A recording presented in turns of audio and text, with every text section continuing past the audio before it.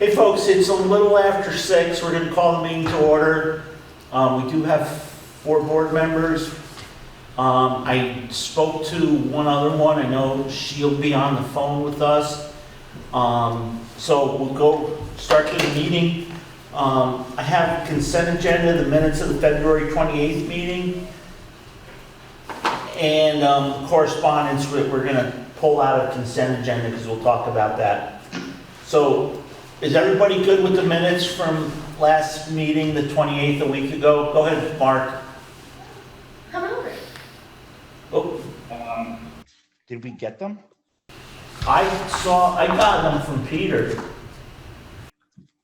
I don't think they were included in our packet. They're in the packet I have here. Kate, did you and Dwight get them? I was just double checking my email. I thought I saw the email from Peter with them in there.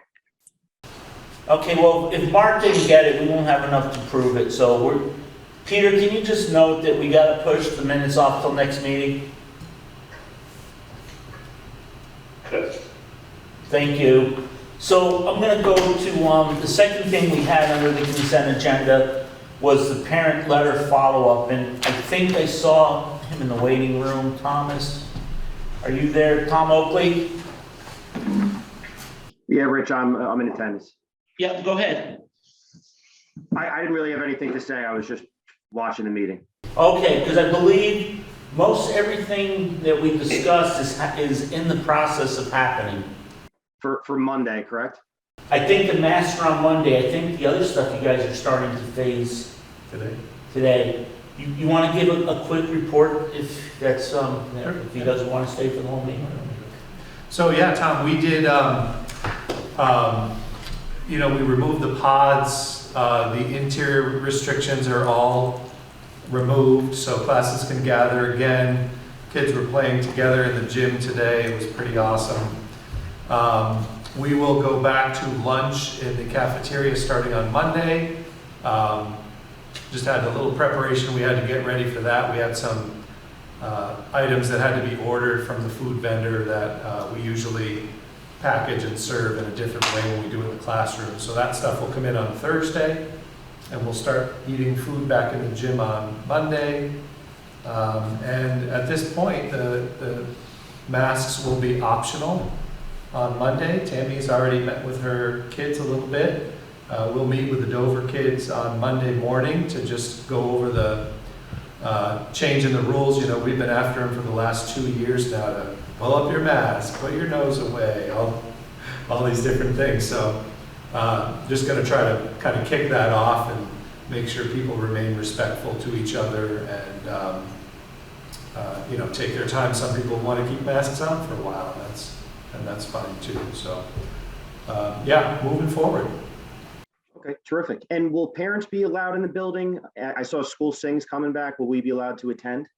Yes, School Sing will be back in person on the 18th, and we have parent conferences on the 17th, and those will be able to be either in person or remote, depending on comfort level of those participating.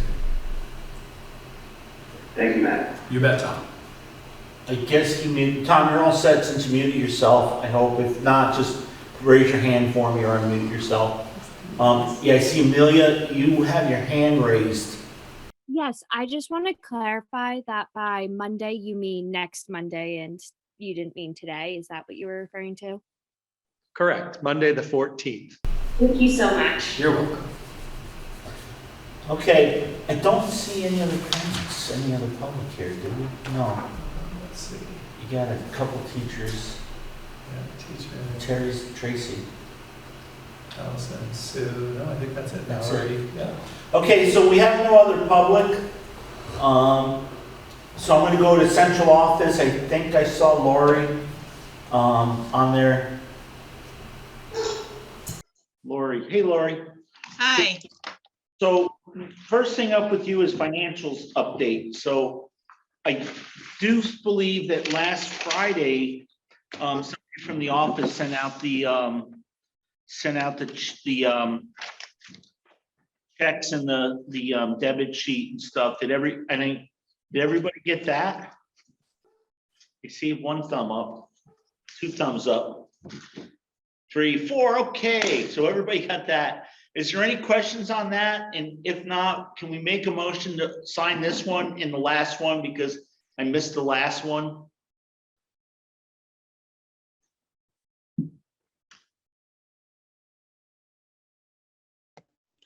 So moved. Thank you, Mark. Do I have a second? I'll second Kate. Thank you, Kate. The motion's been made and second to approve the pay warrants this time around and the one from the last time around. If there's no discussion, are you ready to vote? Hearing no discussion, all those in favor say aye, please. Aye. Aye. Aye. It appears as though the ayes are unanimous. They are, so that carries. So Lori, the next thing is the budget discussion. So detail for certain line items for the board. I got nothing from anybody. Oh, there you are. You guys are back. So you want to just do a quick run through on any numbers that have changed since last time we met with you? Sure. Under financials, I had wanted to just talk about where you are at right now, or I can do that after we talk about the budget. Let's do that after we talk about the budget. Okay. Into the tax rates. Okay, let me switch gears here and get my documents up.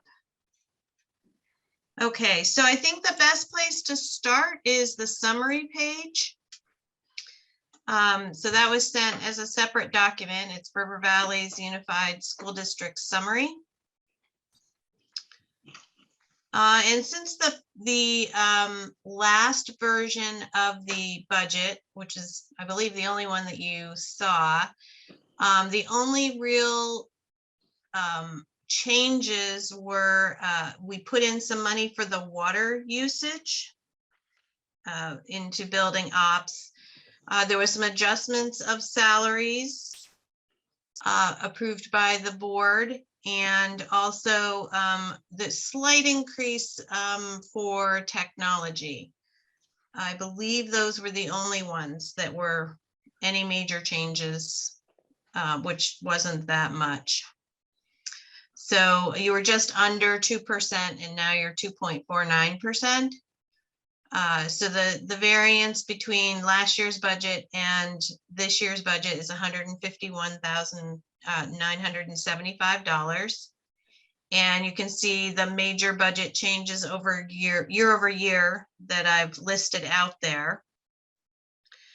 That does also take into consideration a reduction of secondary students and tuition costs. So moving down to the tax rate, actually the unified tax rate is slightly less, and that is because of the line that says yield. So I have not heard any changes as of today on the yield. I do expect there to be some change, but so far we haven't heard anything more.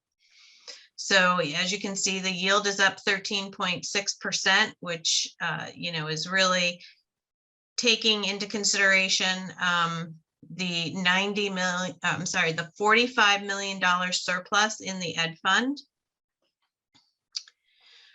So you can see, though, it does drive your cost per pupil up there. So even though the tax rate is down because of the yield, you're still spending more per pupil. And the other big news is, of course, the common level of appraisal that went down for each town as well, which is going to drive the tax rate back up, even though the unified is down. So I did do a little comparison here just to really keep the board informed of what happens, right, when the yield is basically the same as last year and there was no penalty. So if you just sort of compare a little bit better with not having such a high jump in the yield, And you can see that based on fiscal year 23 expenses, that the tax rate would have been up 9 cents. Is everybody following me on this sheet here? So I'll make sure I'm not losing anybody. And then I also did a comparison that if the yield was the same as last year and the penalty was still in play, you can see that that's a 14-cent increase, 22% over last year. And this is just on the unified tax rate. So overall, when you take the unified tax rate and run it through the common level of appraisal, Dover will be up an estimated 5 cents from the previous year, and Wardsboro an estimated 6 cents. Based on this budget that has been presented. Does anybody have any questions on this?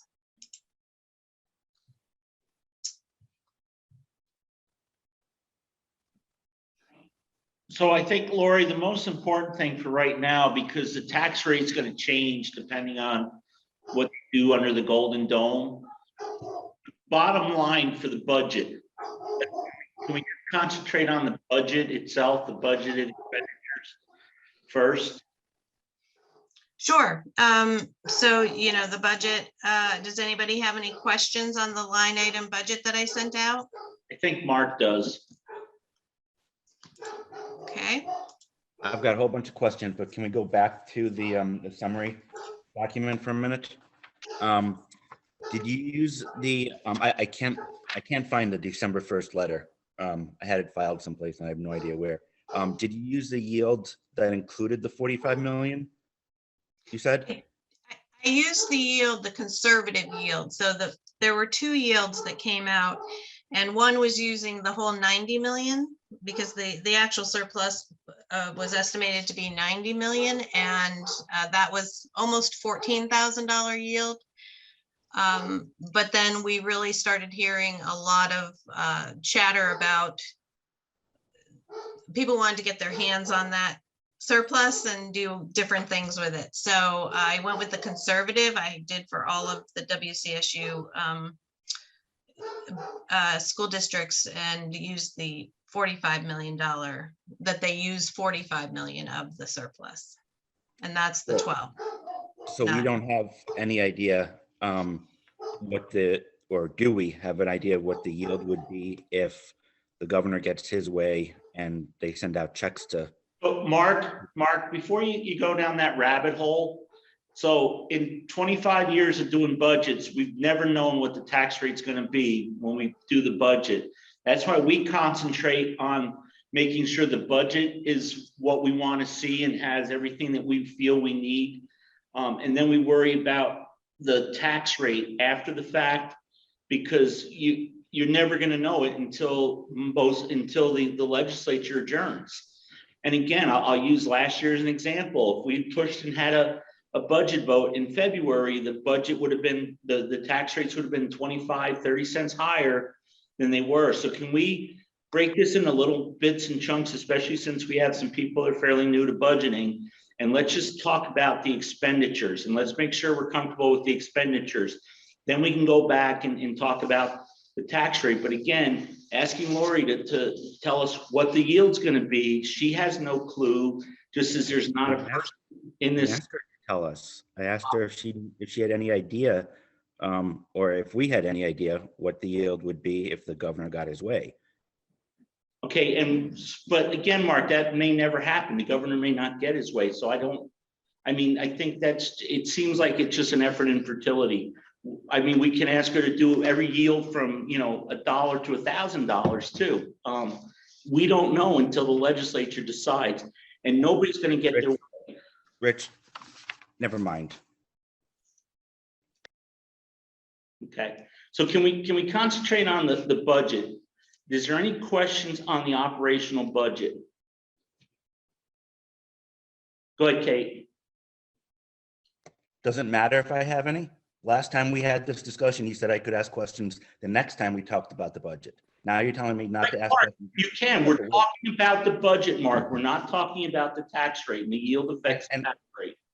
This all has to do with the budget. Okay, How Mark. we budget has to do with how much our taxpayers can afford to pay.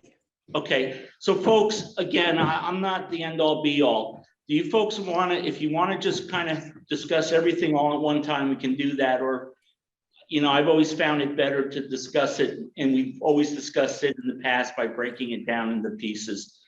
It's up to you folks.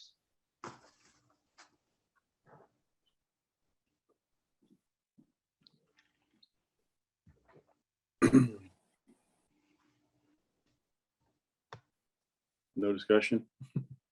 Well, no, I'm asking, do we want to just discuss everything? Do we want to talk I mean, about it's the tax rates, you know, what may happen and what may not happen, and, or do we, I've in the past, and in the past, we've always, you know, concentrated on working on the operational budget first.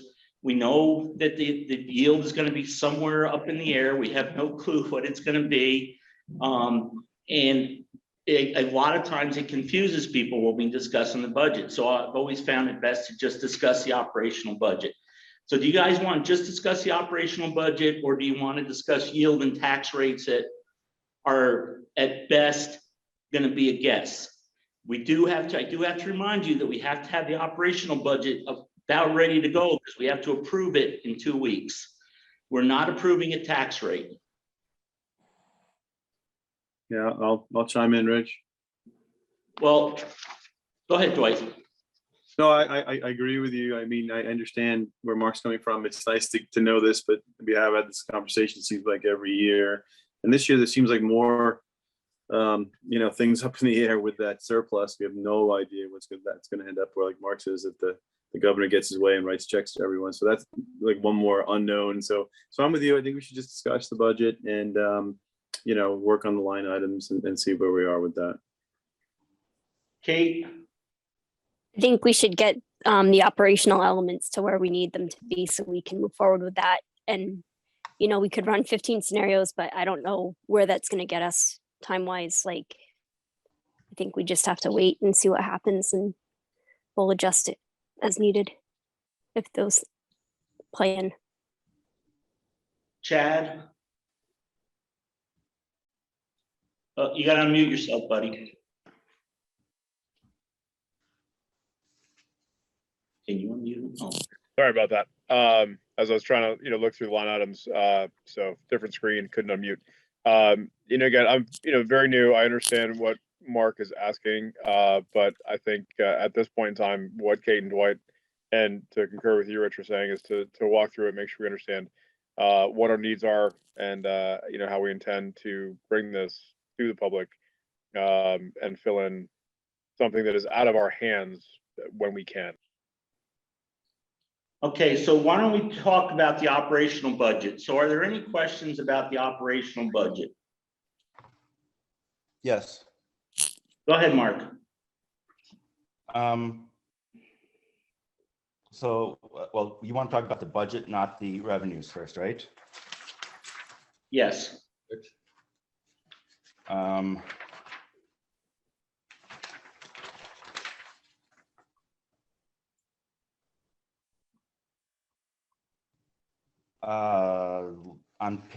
line 80,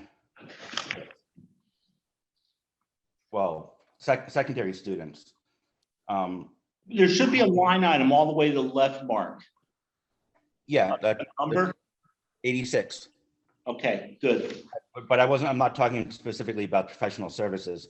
I want to talk about the tuition, and just find out what numbers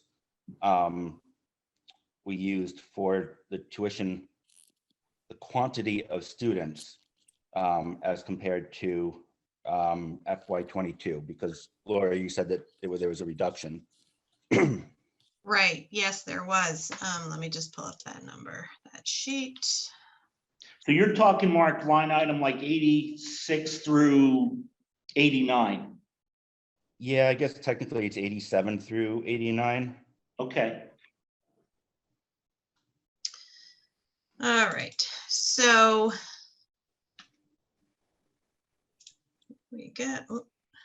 Sorry, I've got a lot of things open here. Lori, I think if you want, it's anticipated tuition students, so it must be based on IEPs and what you're being told from your special ed department anticipating next year. And again, it's another one of those crapshoots that if the students don't come in, we won't spend it, or if more students come in, we'll spend more. Well, these are the secondary students that are going to like BAMS, Twin Valley, Leland and Gray. Okay. That's what these are. Right, but that's what it is we're anticipating that where they're going to. That's right. Mm-hmm. Not even have them. I mean, they could be here, they could not be here. You're anticipating. Rich, So- I just asked the difference. No, I'm trying to. 22, 23. Okay, Mark. Lori, I'm sorry. Okay, so in fiscal year 22, we estimated 150 students, secondary students, and in fiscal year 23, we're estimating 138 students. So that's the difference. And, you know, it depends on if they were going to public versus private, that type of thing. So I can't give you one tuition number times X amount of students equals that 100 and that reduction that I was talking about. But that's the difference in the total amount of students. But Lori, we're supposed to be getting that from you, how you based it, what you based this budget on, the cheat sheet. Okay. How about I send it right over to you right now? Okay, Won't do me any good, but send it to everybody else. Okay. Lori, I know in the past, I think in FY22, you didn't use one tuition number, but prior to that, we had. So are you using a different tuition number for public and private this year? I'm using the announced tuition number as they came out. Yeah. So Okay. whatever was announced by UHS and Leland and Gray and all the private schools, the private schools, I'm using the burn rate. So. Do you have those? I don't think they were available last time. Sending them out to you, Mark. The 19,045 was the Burton rate. Oh, no, I'm sorry. 19,200 was the Burton rate. And then it's whatever the other rates were that were announced. But you're going to send us that, right, Lori? I'm getting there. No, okay. So yes, Mark, she's going to send it to you. How many students in each different tuition category? Because that was something that we asked for at the last meeting because of what happened at the school district meeting last year.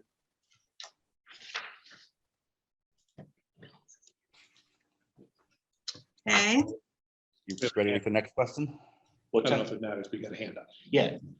Bill, you got to hang on for a second. Mark's still at the floor. Line 162. 21C is no longer WCSU program. Right. So so I think we talked about this in the first draft of the budget, but Dover has not been part of 21C for several years now. And Wardsboro now they will not qualify based on free and reduced for the 21C program through WCSU, through the grant funding. So in order to keep the program, it now needs to be locally funded. And that's always determined by free and reduced? The grant is based on free and reduced. Okay.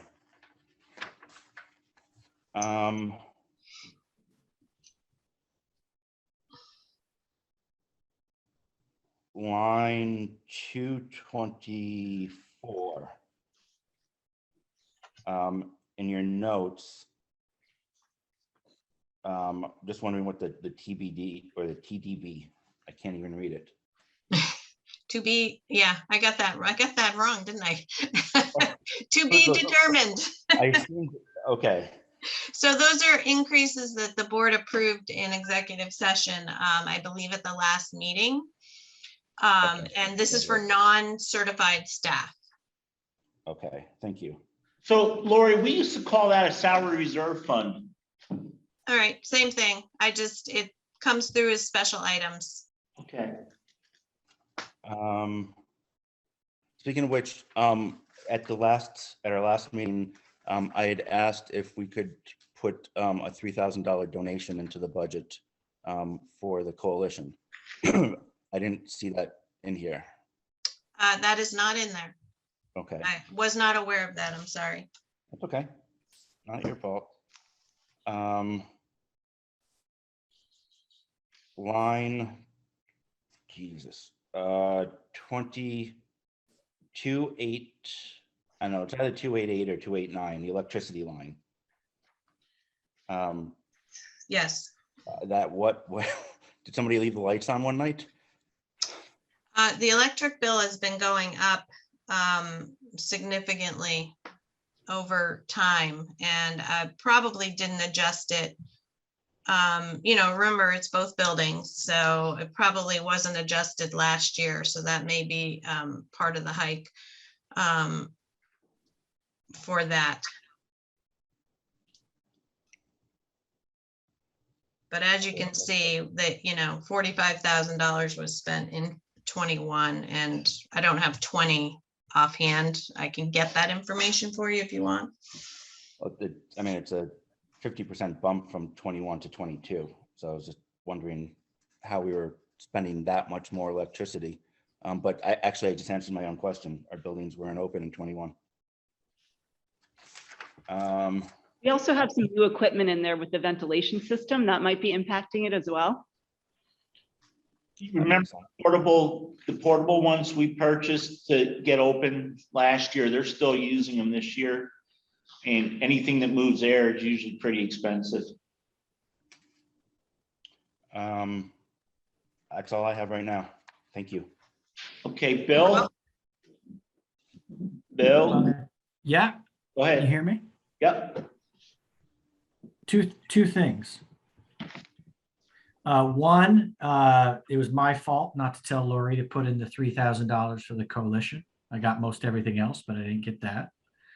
And secondly, I just wanted to remind Chair and Vice Chair that at some point you're going to want to let Lori know what the line items that you want greater detail on, the quote unquote cheat sheet, so that she can prepare for that. So I just wanted to remind, when we plan the agenda, the Vice Chair and the Chair and myself had that discussion, and I just wanted to remind you that we need to let Lori know what are the areas that we want that detail on.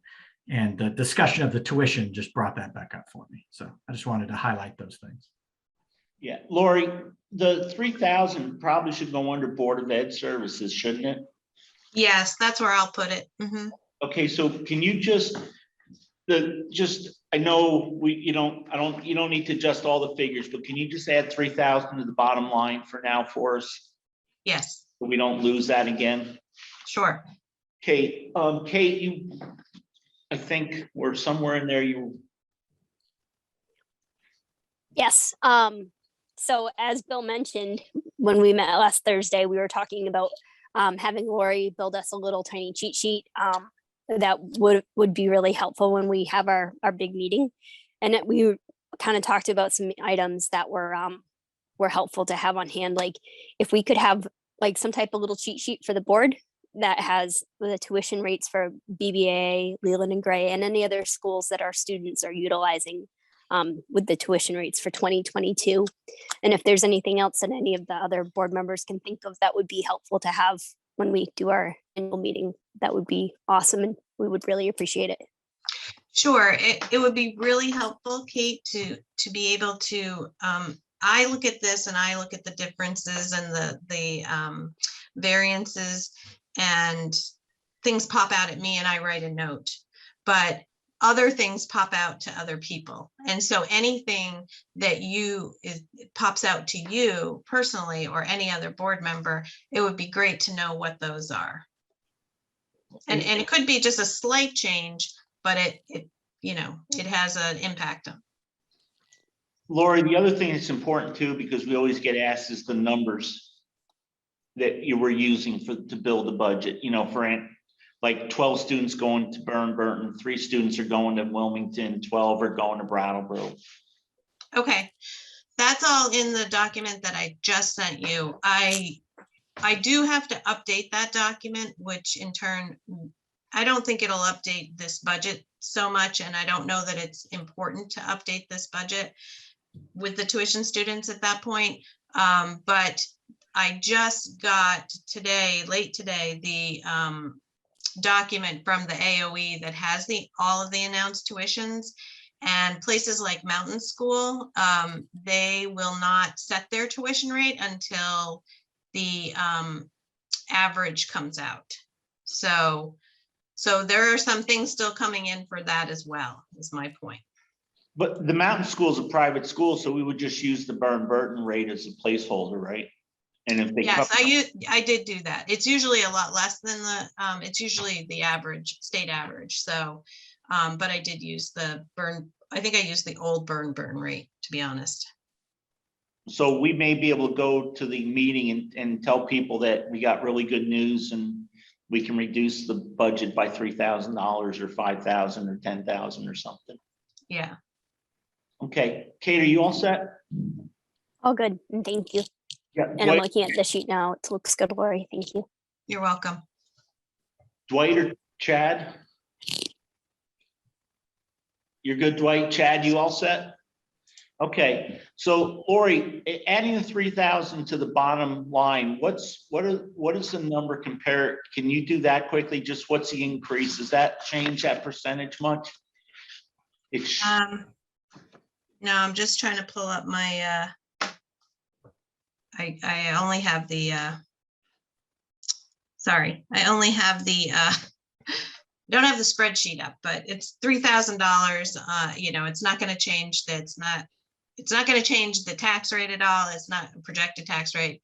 And it probably will not have a significant bearing on that 2.49%. You're probably looking at maybe 2.5, something like that, 2.51. So if we add 3,000, we're looking at $6.252 million, $6,252,575. Yeah, 2.54%. Okay. 154,975. So next week, well, we can either do it this week or next week. We're going to have to make a motion to approve an operational budget, because remember, we don't vote on tax rates, we don't vote on income, but approve an operational budget of that number, $6,252,575. So are people comfortable with that? Do you think it's too high or too low? I'm seeing a lot of blank stares, so you're good with it, Kate? Mark, Dwight, Chad?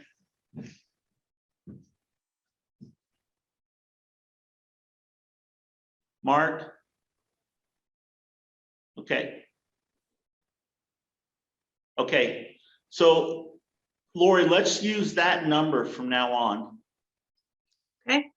That'll be the number we put in. And do you guys want to vote on this tonight, or do you want to let that settle and just vote on it next meeting?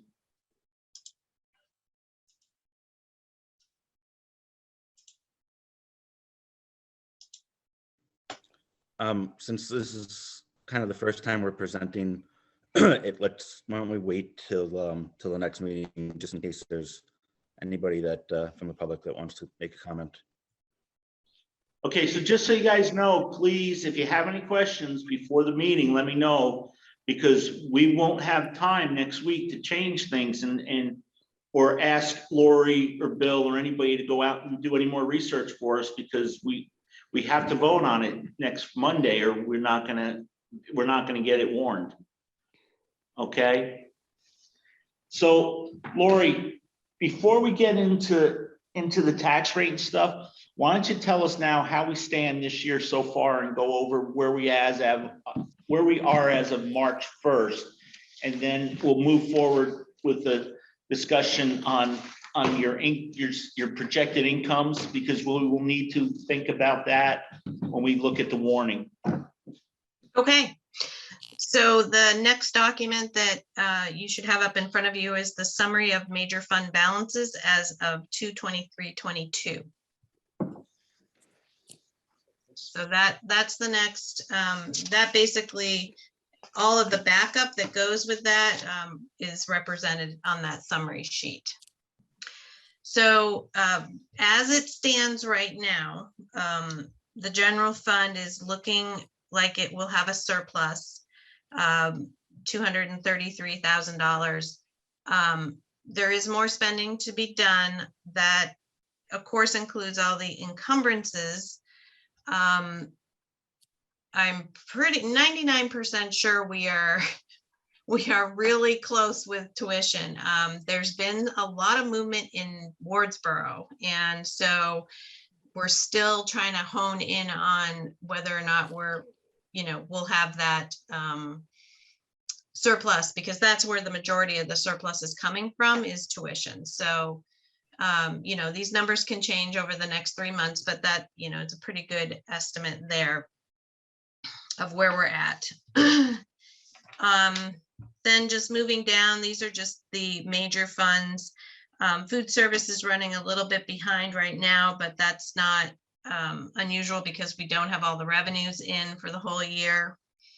Then the reserve fund, you voted to use $150,000 for this year's budget to buy down the tax rate. So what is left is $475,000 there. So theoretically, if you're looking at, let's just call it a $200,000 surplus in the general fund at the end of the day, you're going to go ahead and add that to your reserve, because you usually put an article in your when you vote to do that. So you would be looking at around $675,000 in reserves.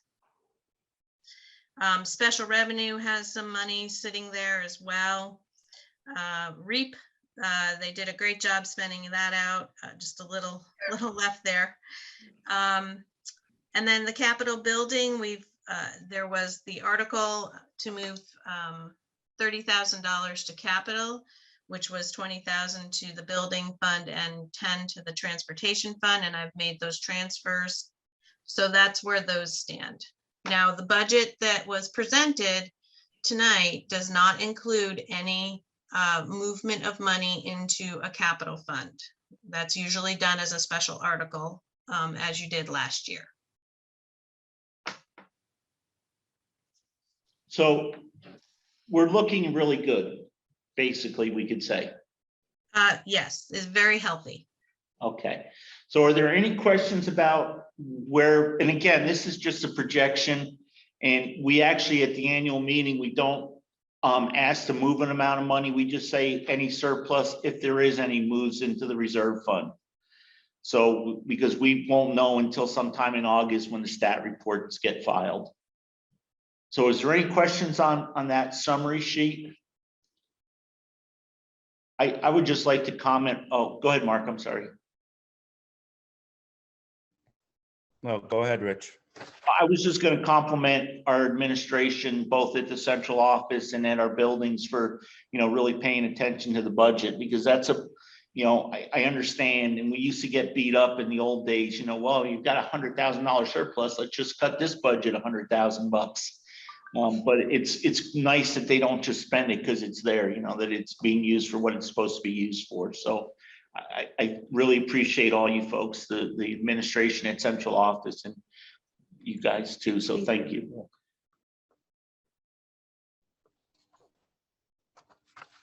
Go ahead, Mark. I'm all set. All right. So I realize that this is going to come up when we talk about the warning. But we have on the capital improvements sheet, we've got 90,000. If we went with these numbers, 90,000 compared to 30,000 that we put in last year. So that is a very large sum of money that is going to have to be raised in taxes. So, well, may I answer that, Rich? Yeah, well, it's in the articles, Mark. That's why if you read the article thing I sent down, it said to be raised and there was a question mark. We can either, move surplus money and we don't even know, those numbers aren't going to be the 30 again because they've showed different numbers if you remember looking at the reserve funds.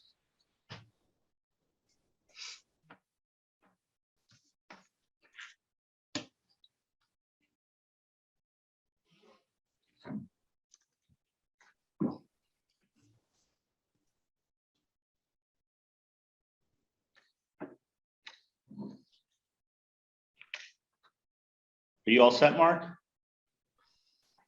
Yeah, it all goes onto the tax rate, whether it's a special article or not. It's just something people need to be aware of. Yeah, that's why we voted separately every year. Well, I'm not sure what you're trying to make a point of, Mark. Rich, any point I make, you're shutting me down, so forget it. Okay, Mark, how much? I guess I'm not sure what you're asking. I wasn't asking a question. I was making a point. That was all. I'm sorry. I thought you were asking a question. So is there any question on the summary fund balance? Are we all set with that? Okay. So the next thing we have to look at, Lori, can you go run through your projected revenues? Yes, I can. Okay. So that is on the detailed budget sheet. Does everybody have that up in front of them? So there's, anticipated pre-K tuition that'll come in and anticipated elementary tuition. Again, these are best guesses at this point, based on who's in the school now and who we think might be coming. The small schools grant, of course, stays the same every year. And then the Career Center, I believe these are the correct numbers for this year, which is paid on behalf. Then I did decrease the laughter program revenues this year. And again, this is based on actual. I thought it would be better to go on the low end. They may come back up as things become more and more normal. I think that the reduction in the laughter revenues is just based on a lot of COVID issues. Medicaid, that one fluctuates every year, depends on special ed students, that type of thing. The EPSDT subgrant that comes through from Wyndham Central. That is a grant that comes in. It is Medicaid type grant, and it's actually your nurse and guidance counselors code their time. And so it comes in through WCSU and then out to River Valleys.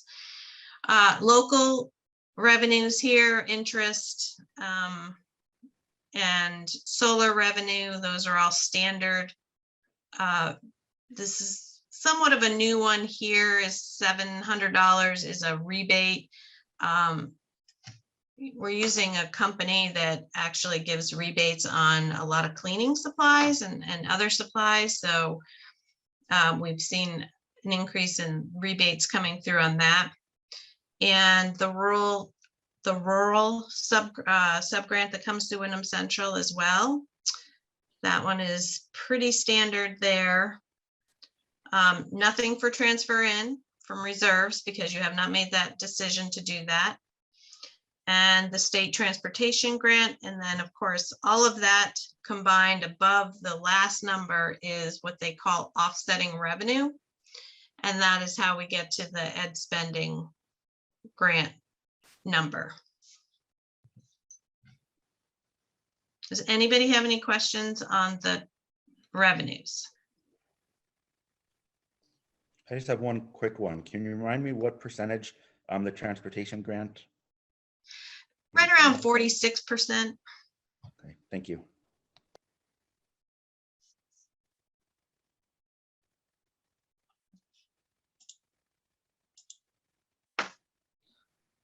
We're actually up a little bit, 3% roughly in grants.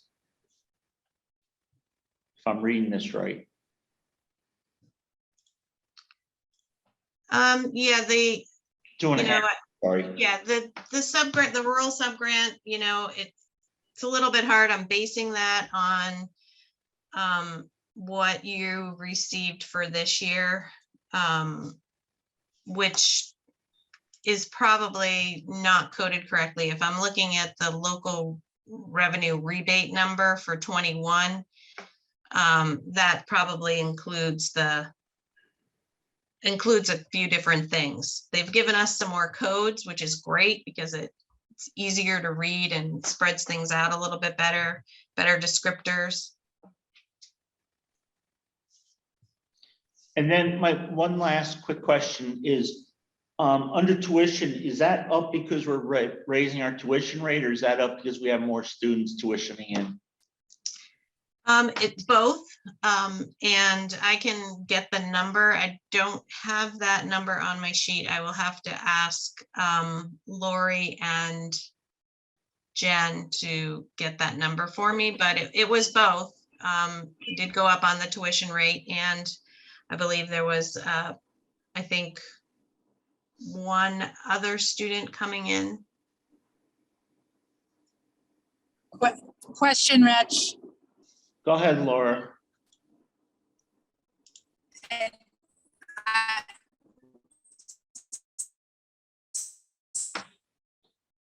Sorry. Yeah, you're not coming in at all.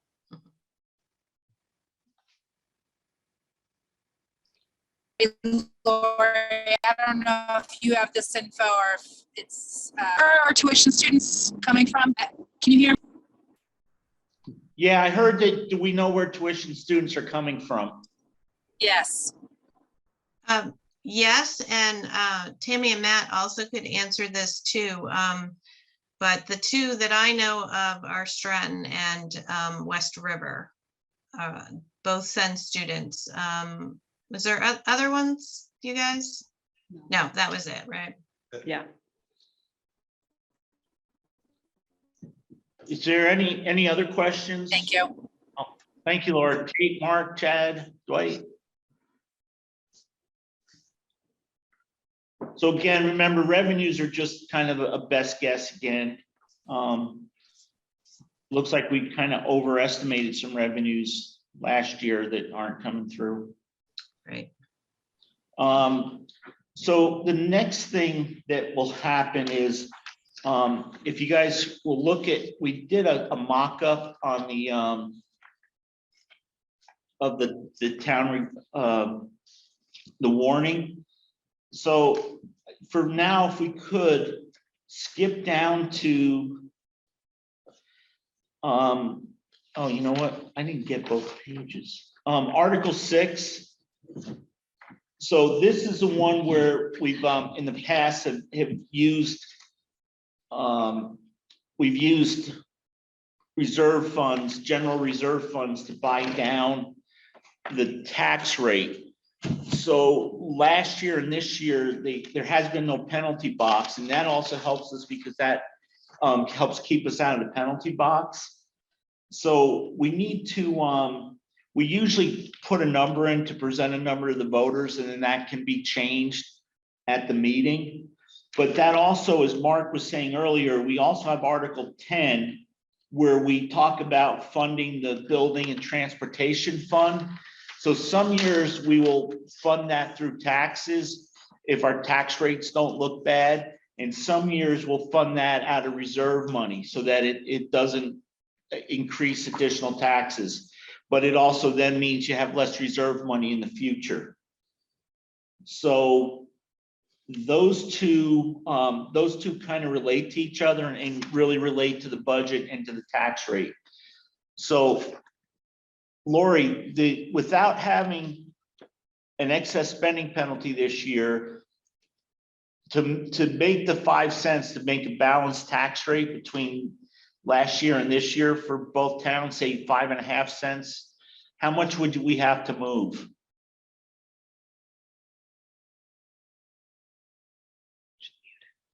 And you're muted, Lori, if you're talking. Yes. Let me see if I understand what get up the right sheet here. You're showing a projected increase of about a 5 cent increase on the tax rates. I think 5 for Dover, 6 for Wardsboro, so 5.5 cents. Is that correct? Yeah, and what you're asking, sorry, it's Yeah, is how much we have to move from the reserve to offset that and make it a 0 tax rate increase okay. Let me for that section. So, we're back to, I can certainly project that number, but it will all change when the yield changes, right? We're understanding that. So, okay.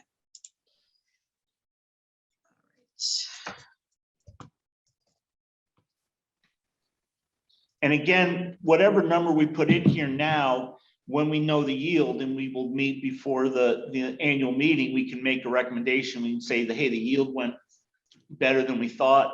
So we don't need to move only this amount, or it may have been worse. So we may recommend that they move more, but we do have to have a placeholder in there. Okay, so you're looking to, let's see, we want to go probably.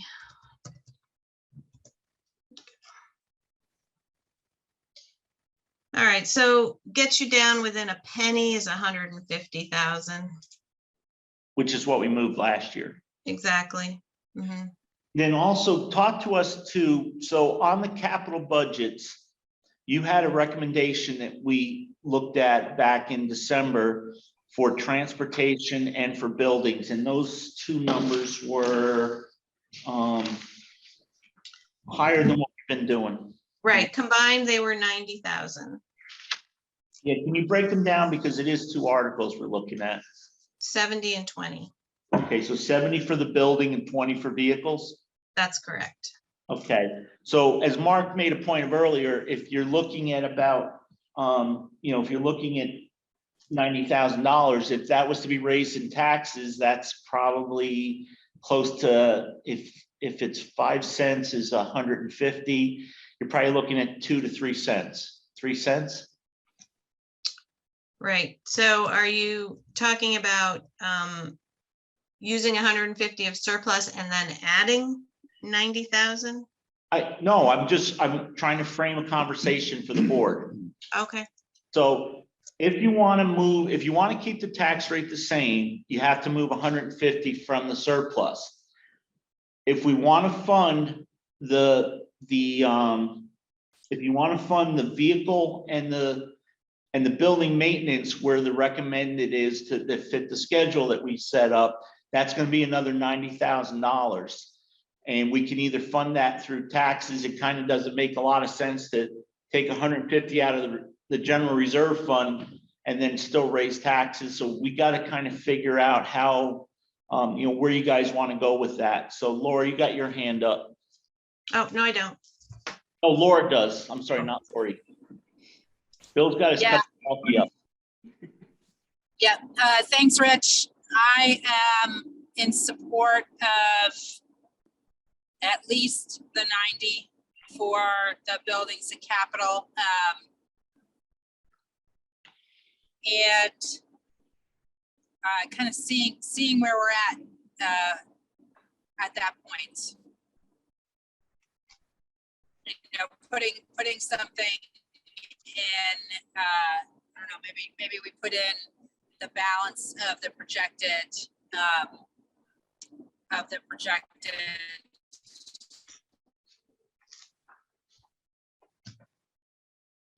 So you're in favor of putting the balance of the projected surplus into the building and vehicle fund? So if we have 200,000, in surplus, I guess what I'm saying is at least 90,000 for capital and buildings, and then 110 towards taxes. Okay, just remember, I don't know if you're there earlier though, if we have a $200,000 surplus, 150 of it is from the money we had already moved from this year. So if we did that, we still have a pretty strong reserve. It's still in the $400,000 range. Yeah. So Richard, I'm sorry. I was not there for that. $400,000 is not a healthy reserve as far as I'm concerned, considering the times that we're in. It is like the bare minimum for me. And I do think we need that 90,000.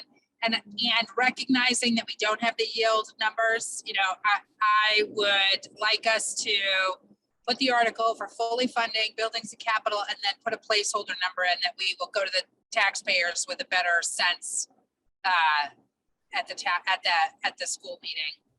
It could be 50,000, it could be 100,000, whatever. I don't think, my point is that the number to offset taxes, I don't think being precise about that, spending a lot of time being precise about that at this point is probably not a good use of our time, because too many elements are going to change. Okay. Thank you. Thank you. Anybody else have any thoughts? Go ahead, Mark. I agree with Laura on the 90,000, and I'd put 50,000 as a placeholder for the transfer. Okay, thank you, Mark. Dwight, Kate, or Chad? Go ahead, Dwight.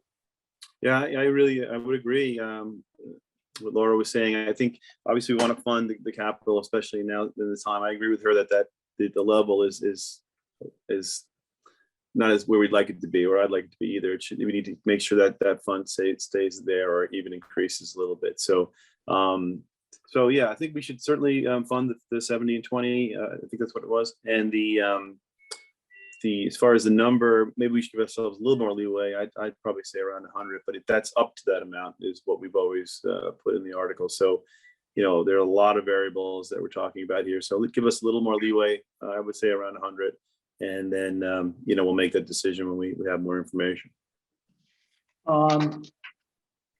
Yeah, just so guys, not just so I don't get quoted wrong. There's 475 currently in the, well, there's 625 because we haven't moved the 150, but there's projected to be 475 in the general reserve at the end of the year, but there's also 220 and 110 in the building and the vehicle reserve. So we actually, you know, in reserves, but some of them are dedicated, but in the non-dedicated reserve is the 475. Just so that we're not, there's no confusion. Go ahead, Mark. So this may be a question more for Matt. Are we actually looking at replacing the bus in FY23? Yeah, we are. Yeah. Okay. It's really old, and it's going to start costing us a lot more if we don't start thinking about it. I know that we've talked about it a lot, and I couldn't remember whether this was kind of like the final year that we said we were going to do it. We also have 110,000 in capital expenditures planned for FY23. So it's just another, you know, 210,000 out of the reserves that we're talking about spending. So yeah. The other thing too, though, again, it's just estimated too. And remember, if you go back to this year, we were thinking we had to spend like 40 on the alarm panels, and we wound up not having to spend that. So again, it's estimated, Mark. It could come out worse in the past, and sometimes it comes out really good for us. Kate or Chad, you got any thoughts? No, okay. So why don't we do this then? If you guys are good with this, so I heard between 50 and 100. Do you want to split the difference and do 75 to move 75 from the general reserve? And then we'll fund the 90 and the 20, 70 and 20, 90 and 20. Whatever the other two numbers are, we'll fund 70 and 20 for a total of 90. Right, 70 and 20, okay. And we fund those with general reserve fund, so it's kind of just moving it from one pie to the other, but it just gives us less money in the future to play with. But again, the voters can go the other way and ask us to take some money out of those reserve funds and put it back in the general, so. Works for me. Okay, Dwight?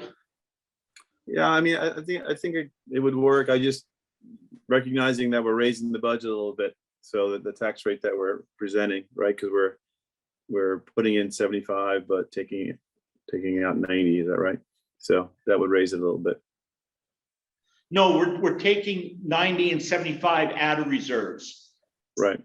So what it's doing is it's not reducing it as much as if we moved 150 and 90 for a total of 240.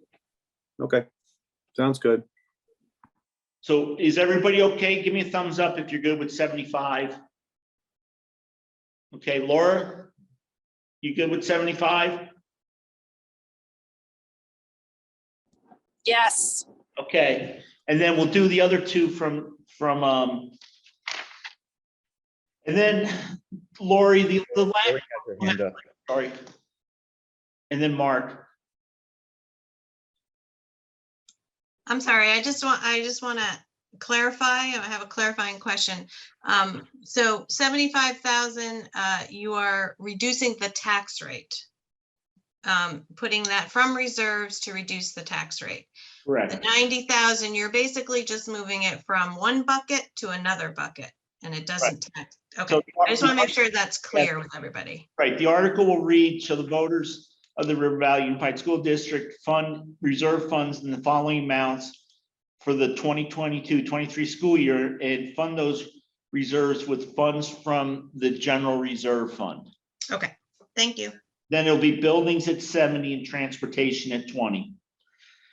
And then Article 6 will be, shall the voters of the River Valley Unified School District authorize the school board to withdraw money from the general reserve fund to offset the homestead tax rate, but not more than $75,000. Thank you. I appreciate the clarification. Okay, Mark, go ahead. I was just saying that Lori had her hand up. Okay, thank you. So Lori, the last thing I think that we need from you, just to finish on the reviewing the agenda, is the Burn Burton up again, because you started with one number, but I thought I had a different number.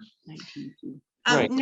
19,200. And I was going to ask, would the board like that chart that I just sent right in the annual report? Yes, we had discussed that last year. I will make sure that happens then. Thank you. So is there any, Lori has another meeting she needs to go to. Is everybody all set with Lori? Are we pretty much killed the financials? Go ahead, Mark. I don't know if we need Lori for this. I know that Dover used to kind of try to predict population changes based on birth rates. I'm wondering whether we've done that at all in the last 2 or 3 years. I don't remember us doing that. Lori, how do you predict future preschoolers and kindergartners for Matt and Tammy?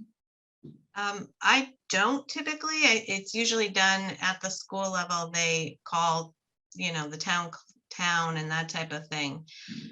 So they're getting those numbers. Yeah, I do have ADM over the last 10 years, what ADM looked like over the last 10 years.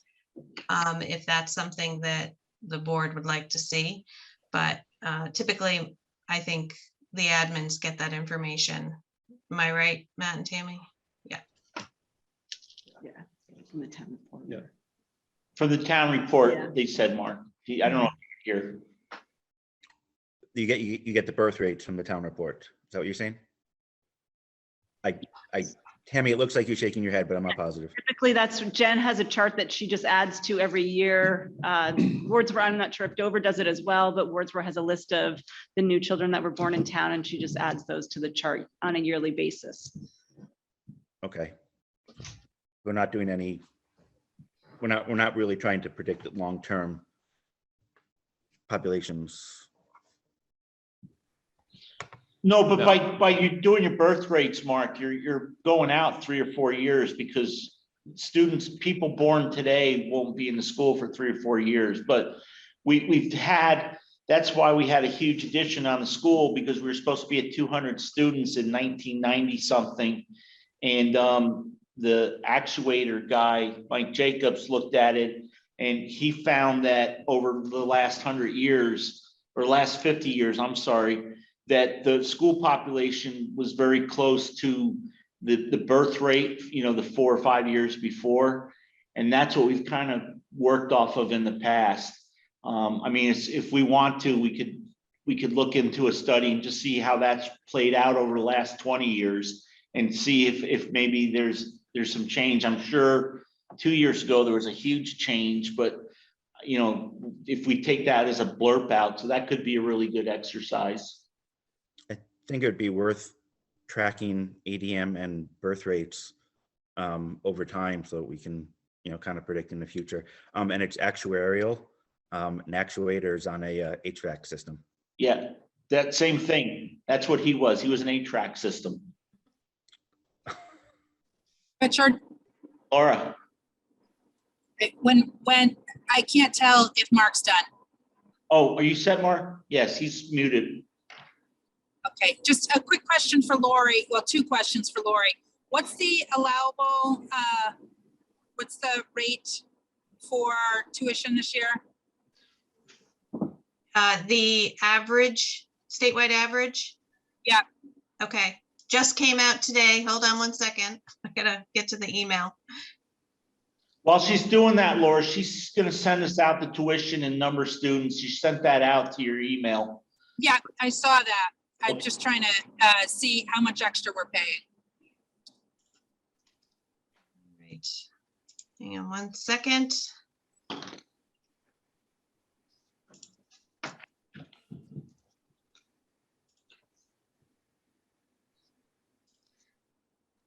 right, it's not posted on the AOEs yet, but the average announced tuition of elementary schools is $16,020.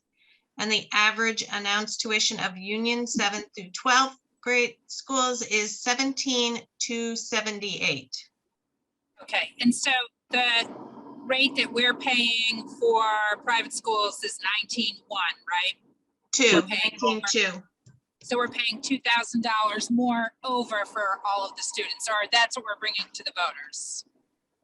Correct. And then I had my second question, Lori, was on, I'm sorry, what was that? $1,400, $1,472 is what you're. 15, okay, so 1,500 per student over. Correct.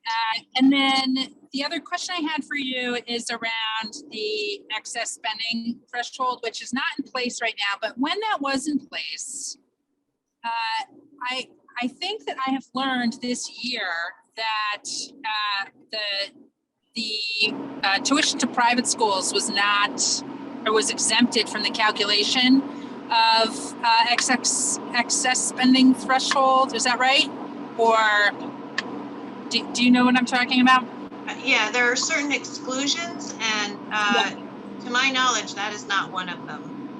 I think it's non-operational districts. Right. It happens with non-operational districts. That's right. Okay, got it. Okay, and now I'm going to Win Hall, and I've got it. Okay, thank you, Lori. You're welcome. So, everybody, are we okay to release the Lori so she can go to her next meeting and have fun? So I want to. Go ahead, Dwight. I just wanted to kind of just respond a little bit to what Laura was saying. She was saying that how much extra we're paying for those students who are attending the private schools. But if the rate was lowered, some of those students may decide to go to Leland and Gray or another school. So it's difficult to determine exactly what the difference in cost would be. Because if some of those families may consider not attending the private schools because it's out of reach financially. Yeah, and I guess I would just say, my point was that is money that the town is electing to pay, that it does not have to pay. That's my point. Right. Well, right, that's what this voters have voted for us to do, correct? Okay, so I think, guys, can I get a thumbs up? Are we good with Lori? Okay, I don't think the rest of the supervisory union stuff is all pretty much placeholders. So do we need Bill for anything? Bill, did you have anything you want to wait? Lori, I think you can go now if you want. Okay, have a nice evening, everyone. Thank you, Lori. Thank you, Lori. Bye. Lori. Thank you, Lori. No, I don't think, looking at the agenda, Rich, I'd like to stay for the International Baccalaureate update, but I can't because I have competing meetings. So I would apologize to both Susan and Matt and Tracy that I can't be here for that. But I think, yeah, I think I'm good. If you guys don't need me, I can go to my next meeting. Mark and Chad, you guys all good with Bill? Mark's good. Chad, you good? Okay, Dwight and Kate? Kate, you? Okay, Bill, we're all set. Thank you. Thanks, guys.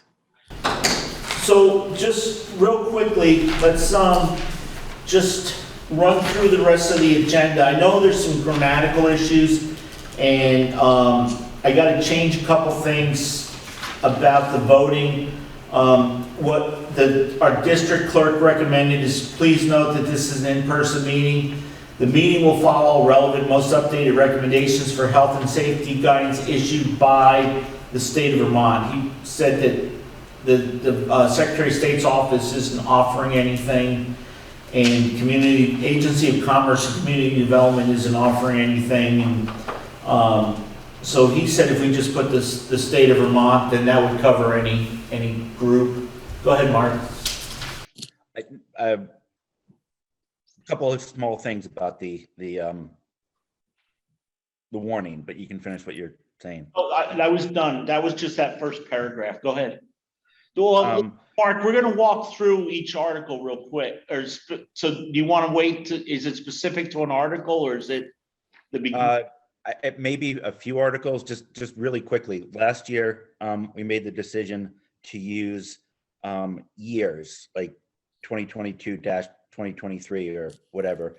And you have a couple of fiscal years in there. If you've got those written down, when we get to that article, can you remind me? Yeah, I have to find them again, but I will. So with that, so covering the header, is everybody, Mark, did you see anything in the header? I had Article 13 instead of Article 14, but I had Article 14, but I changed it to 13. I think I would personally put Department of Health instead of the state. But that's just me. I think it's a little clearer. Well, let me ask Andy why he changed that, and I'll bring that back to the next meeting. Is there anything else from anybody else? Okay. Article 1 is served for fiscal year July 1 through June 30th and do the $200 per stipend. Is everybody good with that? Next one, we're gonna, it was recommended we make a change on this one. So it's the elected clerk, and Andy recommended that what we do is under B to set a stipend of $2,400.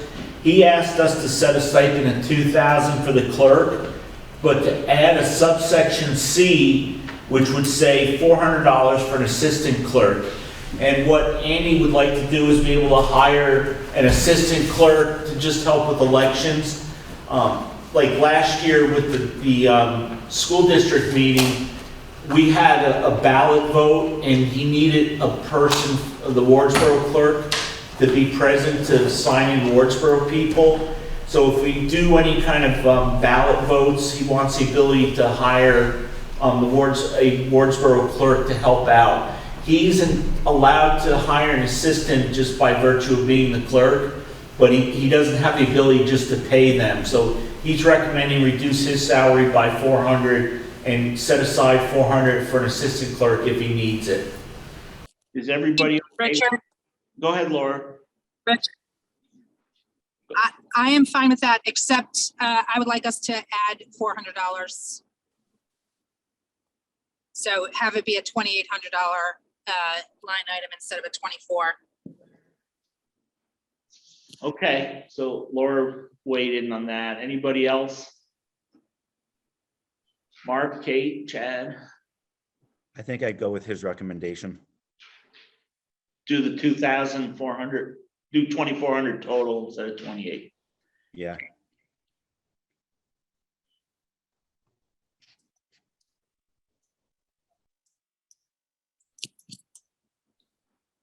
Dwight, Chad, you guys, what do you want to do? We got 2 thoughts.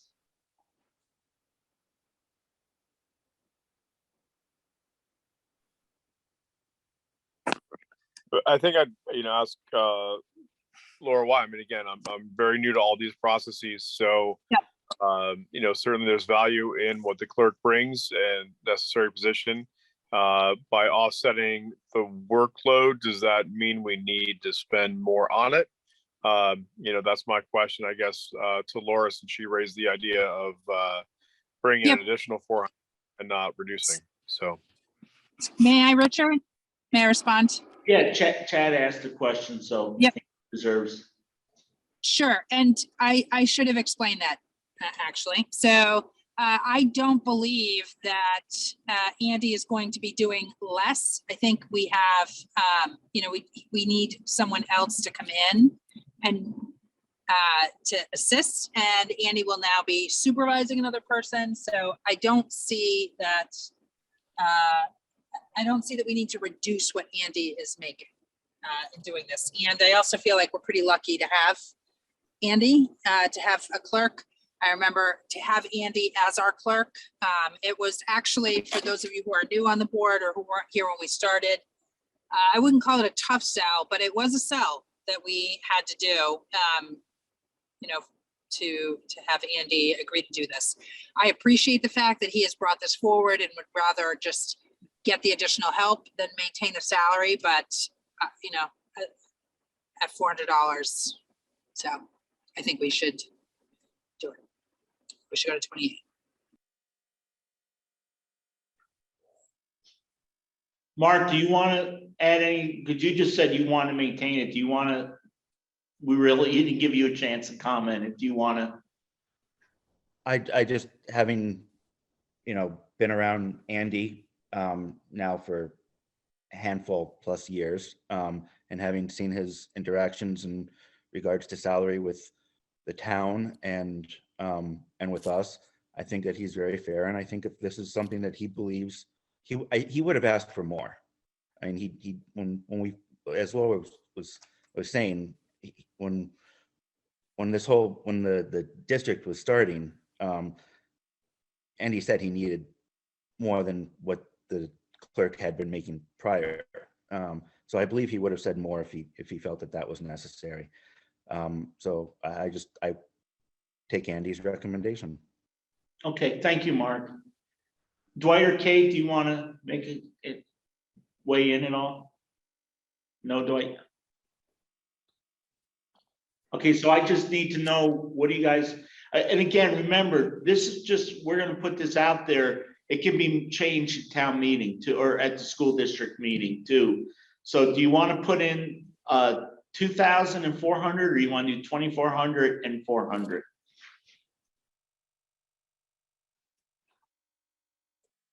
I resonated with Laura's recommendation, so I would go with the 24 and the 4. Okay. Chad?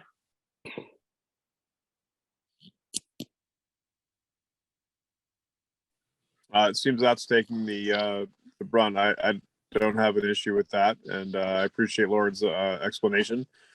So if they feel it through past history they're deserving, then let's go ahead and that'll take my vote as well. White? Wrong button. Yeah, that sounds good to me. I think let's go to the recommendation of Andy. Okay, so it's a it's a 2 to 1, 2, 3 vote. I'm not gonna vote, so I'm gonna go with the 24 and 4. That can get changed at the annual meeting. Article 3 is the treasurer. Is everybody good with that? Okay, Article 4, stipends. Is everybody good with that? Article 5, approved mileage. That's going to become very interesting. That may change multiple times in a month. Rich, Yes, Mark. on Article 4, Yes. you have S boldface. You I'm might- sorry, say that again. The letter S that you have on shall, the word shall is in bold. So if you want to just, that's just a tiny editing error, is take the S from shall and make it not bold. Is that, Yeah, that's what you said, right, Mark? Okay. Article 5, you guys good with that one? Y'all? Okay. Article 6, so the voters of the River Valley Unified School District authorize the school board, and I have board screwed up, to withdraw money from the reserve fund to offset the homestead tax rate, but not more than $75,000. I think that was the compromise number we discussed. Is everybody okay still? Okay, Article 7, shall the voters of the River Valley School District authorize, somebody write that number down. yes, it was $6,252,575.00. Which is the amount the school board is determined to be necessary for the ensuing fiscal year. It is estimated that this proposed budget, if approved, will result in education spending of blank per equalized pupil. So we'll get that from Lori. And the projected spending per equalized pupil is, and we have to do the percentage, either, higher or lower than the spending for the current year. Last year it was higher. I don't know what it's going to be this year. And the reason we do that is that was changed under Governor Douglas to let voters really know. There used to be a 2-part vote. You had to vote the amount that you need to spend, and then if you went over a certain percentage, that had to be voted as a separate number. Luckily, they don't do that to us anymore. Article 7, is people okay with that? Mark, you good? Dwight? Chad, Kate, is Laura, you good? Still with us? I'm still with you. I'm great. Okay, so Article 8, so the voters of the River Valley Unified School District approve, and I got the school board messed up again, to move any surplus from the FY22. So Mark, I'll change that to the 2021/2022 budget into the general reserve fund, reserved for future uses approved by the voters. Everybody good with that article? Okay, you gotta watch people because I put my glasses back on. Article 9, so the voters of the River Valley Unified School District set the annual tuition rate to approved independent schools at $19,200, the Burton spending school tuition for the 2022-23 school year. So this is, if you remember, just Chad, since you're new, the law says that this town, if you don't have a secondary school, you'll pay either any public school tuition rate. So if a child wants to go to Burlington, or a child wants to go to Chittenden, or whatever high school in the state of Vermont, we will pay that tuition, or the statewide average tuition for a private or independent school, unless the electorate annually votes a different amount. So both Dover and Wardsboro, when they were separate schools, had both been petitioned to vote in what was called the Burton sending rate. And then Dover had been petitioned to do that for any private or independent school. So that's what's happened. So we as a board have kind of in the past said, we will present the Burton rate unless it's voted out. So the voters can vote this article down. And last year, there was quite a bit of discussion about this article at the annual meeting. So that's why it has to be in there every year. It can't be forever. And that's why we do that. So is there any discussion on that? Go ahead, Mark. I said it last year and I'll say it this year and I'll say it every year. I don't think we should be encouraging taxpayer dollars to go into private schools.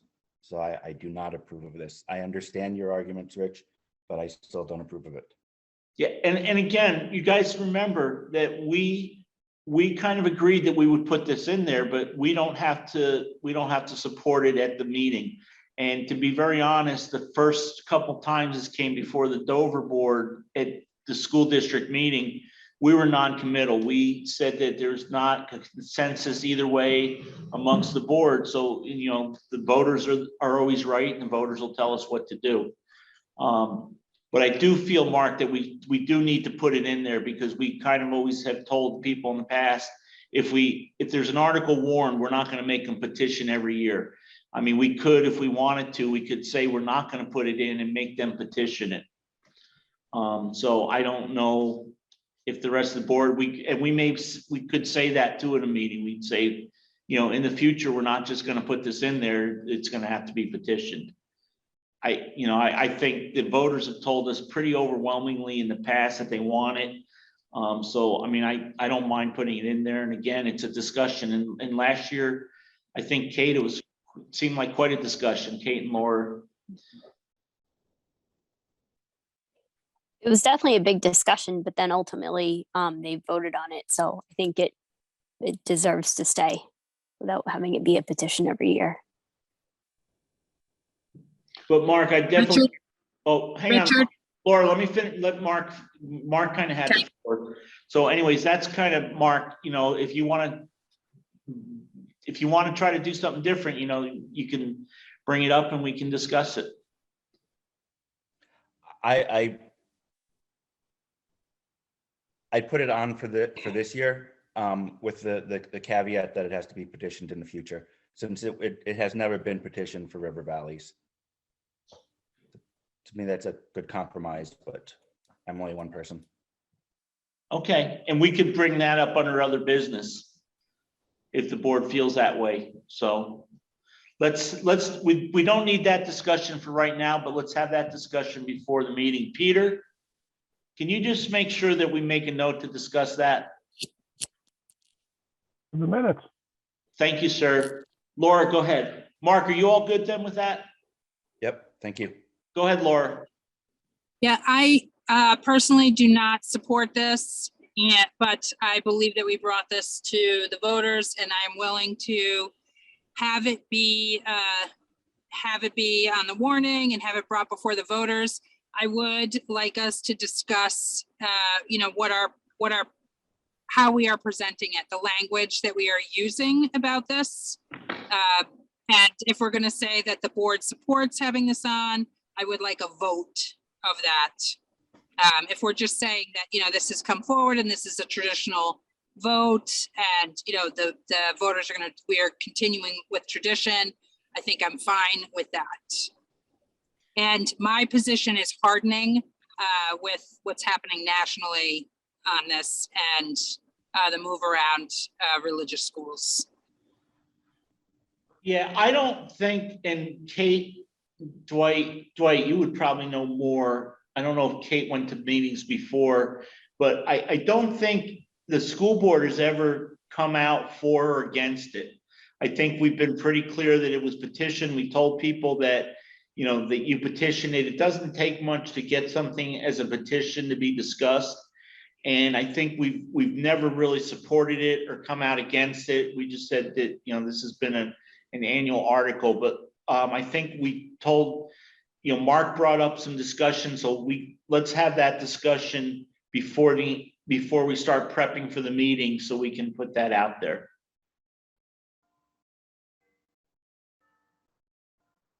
Anybody else? Okay, so I'm going to move on to Article 10. Shall the voters of the River Valley Unified School District fund its, and I've got that wrong, reserve funds in the following amounts for the 22-23 school year, and fund those reserves with a transfer from the reserve fund, from the general reserve fund. And it would be capital improvements, number 1, building at 70, and number 2, transportation at 20. And I believe those are the numbers we discussed. Is everybody good with that? Rich? Yep. It looks like at some point you had a strike through through the parentheses in front of funds raised by, and the strike throughs are still there in both parentheses. Well, I'm gonna take, the parentheses will be gone and fund those reserves with, it's gonna say, because this was to make sure that we remembered that we had to fix that, decide what we want to do. Did we want to fund it through taxes or through a transfer? We need to correct the spelling for transportation. Transportation. Thank you. I was close. Besides grammar, we good? Okay, so then number 11 is not there, and I don't know why I left it in there. I do know why I left it in there, because I was gonna put that under other business to have a brief discussion. So number 11 will go away. And then number 12 will become number 11. And I just put an A, discussion of board representation from the towns, no action to be taken, it's informational only. And then there should be a B or 2. I thought it'd be good to talk about the web, do I want to call it a new website or the better webs? The implementation of the implementation of the new website. It's definitely a new website since we don't have a website. A new website. And then and again, just because we got to get this signed at the next meeting, do you all want to put a discussion about petitioning future Burton votes? So I would like on there. You would like that? I personally would, yes. What are you looking to do? I don't understand. Mark and Laura had said that in the future, they would like to, instead of us just putting it in, to require a petition to be submitted to us. So Thank you. No, that's not what I said. Oh, go ahead. That's not what I said. Yeah, just me. Oh, that was you, Mark? Yeah. I'm sorry. Yep. So just so you I guys- said, yeah, go ahead, Laura. I'm I sorry. want to be clear about what I said, Richard. I said, I do not support us doing this, but because we have brought it annually to the voters, I am fine with continuing to do so.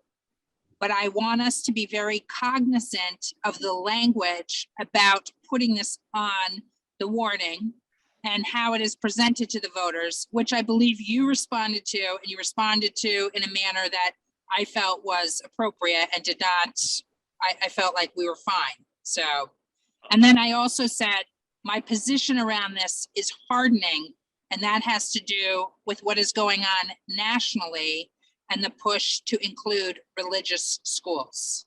Now I'm done. Okay, I'm sorry. Been a long night. You're amazing. So anyways, Mark would like to see a discussion about and maybe requesting petitions. So just so everybody knows, so it's clear, is that there's 2 ways you can get an article onto a warning for an annual meeting. 1, the board can put it in there, and 2, people can petition it. And even if people petition it, it's still, there's some discussion that does not require the board to actually put it on an annual meeting. If somebody came in and wanted to petition that Mark and I need to grow hair if we want to stay on the school board, that would be, we would say, no, we're not, even though you got 3,000 signatures, we're not going to put that on there. Or they want to paint both schools fluorescent orange so they can be seen by helicopters in the future. That's something we could ignore. But when the voters get to make it known that we probably made the wrong decision would be, at election time. So what do you, do you want to put something in there or not, folks? Go ahead, Dwight. Yeah, I just see no reason to require a petition this year or any year going forward. The article has been overwhelmingly popular and voted on unanimously nearly every year in RV, and also was both on Dover's articles and Wardsboro's in the same format prior to the merger. So this has been going on for some time. So I see no reason to require a petition at this point. Okay, Kate, Chad, do you guys want to weigh in? I agree with what Dwight said. I think there's a lot of support from the community for this based on what's come forth at the meeting. So there's no reason to make people jump through extra hoops for something that they're in support of. Chad, are you good? Any comments, sir? No, I think, Dwight summed it up quite well. And Kate as well. So nothing more to add. Laura, Mark, you want to, any other comments or? Well, River Valley's has never been petitioned to put it on the warning. So I have no problem with, I prefer them petition it this year, but Yeah, that would be very unfair. since I know that's not going anywhere, I think that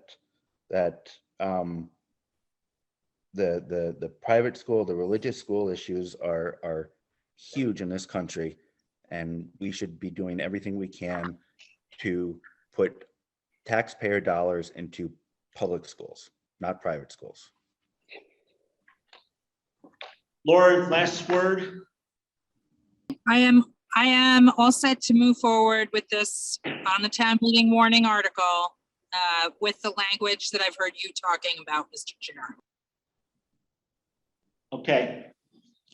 So then the last article, which is Article 12, will be voted on by Australian ballot at the Dover Town Meeting on Tuesday, May 10th, 2022 at the Corinthia Base Lodge, and at the Wardsboro Town Meeting Saturday, May 21st, 2022 at 71 Main Street in Wardsboro, Vermont. So Andy did tell me that he has talked to the Wardsboro clerk.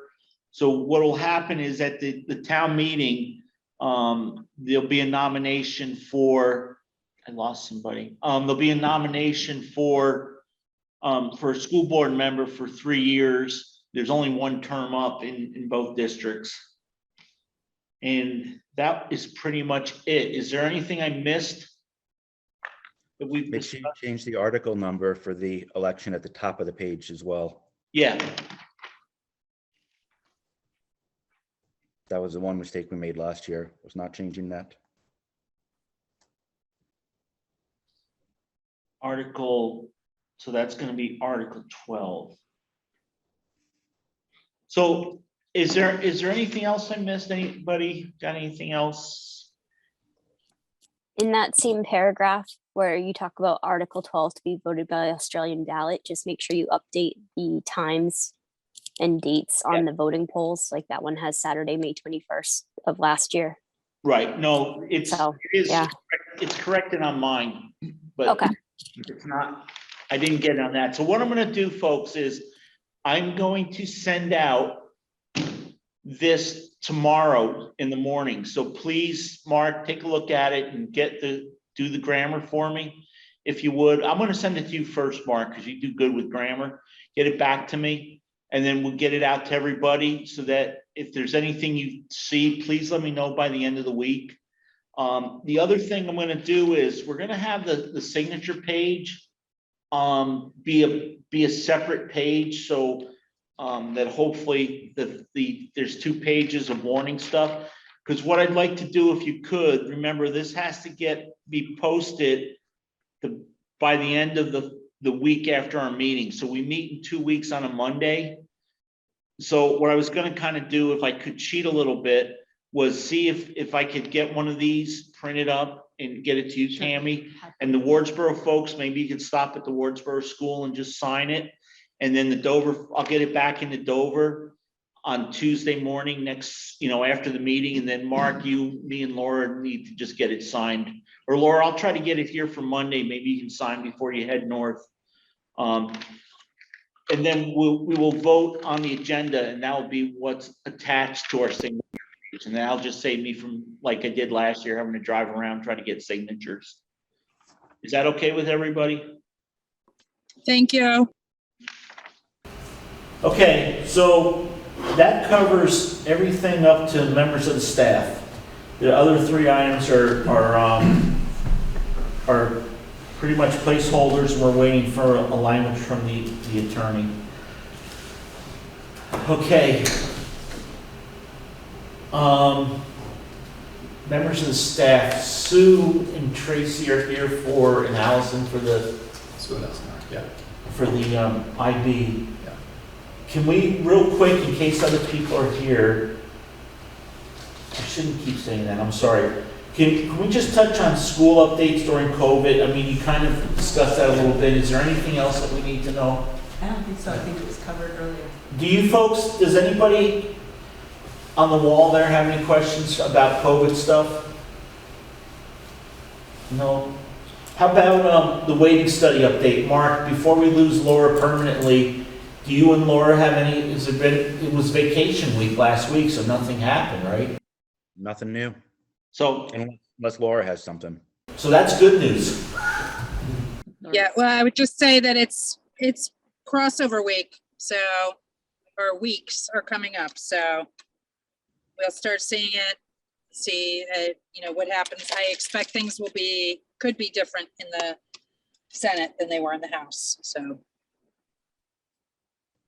It should get voted out of Senate Finance tomorrow, I believe. In a decent, pretty decent. Yeah, there's one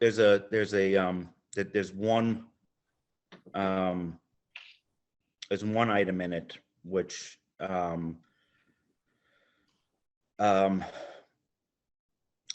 if the legislature doesn't update the weights by, I think it's July of 2027, it completely does away with weights. I've heard the argument that all it does is go back to the weights that we have now. My reading of it is that it completely does away with weights altogether. Either way, it's their argument is that they're putting it in there to force them to update weights. I believe that they're putting it in there to give them a reason to go away from weights down the road.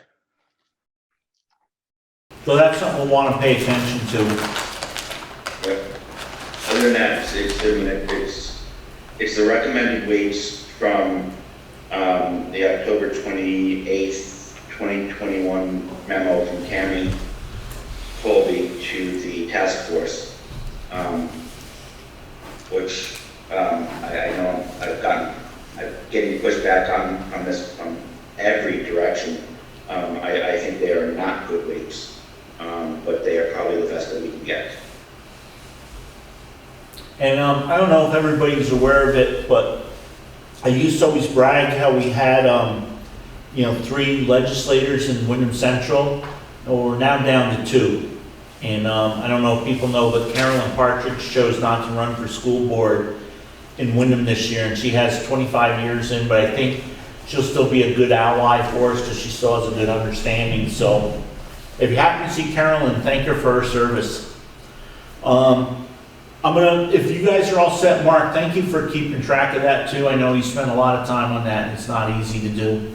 And Laura, thank you for pushing on that all the time too. I know it's tough up there when you have your own committee and trying to keep track of what other committees are doing.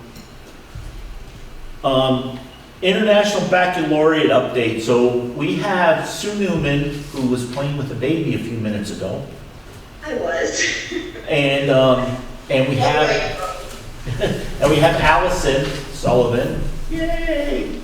And Tracy is our 6th grade teacher at Dover School who's participating with IB. So I think Allison and Susan, you were the main characters. Yes, we are. We're gonna start with you. So Well, thank you for having us. That was, boy, a lot of budget stuff. I'm glad I don't have to keep track of any of it. I'm sure you know that we are in the process of our IB self-study year. And just a little history of that. 4 years after a school is authorized as International Baccalaureate, for us primary years program, we start our first self-study, and then it occurs every 5th year after that. And the purpose of self-study is to take a deep dive look at our program, to highlight our strengths and let IB know about those, to highlight areas we feel needs further development. So Allison and I have been working on the self-study since last July. It's a long and arduous process to go through this. And we have come up with a strategic plan and in fact, that was collaboratively done with all of our teachers, of where we would like to head for the next 5 years. And then we've come up with a development plan that are the specifics of how we will achieve the goals in our strategic plan. So of course, like everyone else, COVID has affected our program. We've had almost 2 years where we've delivered the program with as much intensity as allowed when we had to do online classes, when kids were coming and going. And so this was really an ideal time for us to take a look at the program. And it almost gave us a shot in the arm of, gee, these are the things we really would like to get back to that we were not able to do during the height of a pandemic. So we've been in touch with IB. They have all of our information, and there will be parts to play for the board. And I'll let Allison describe some of that. Thanks, Sue. So tonight, we just wanted to make sure that you guys are all aware of this IB self-study happening, and that next month, we're going to have a visit from the IB evaluation team.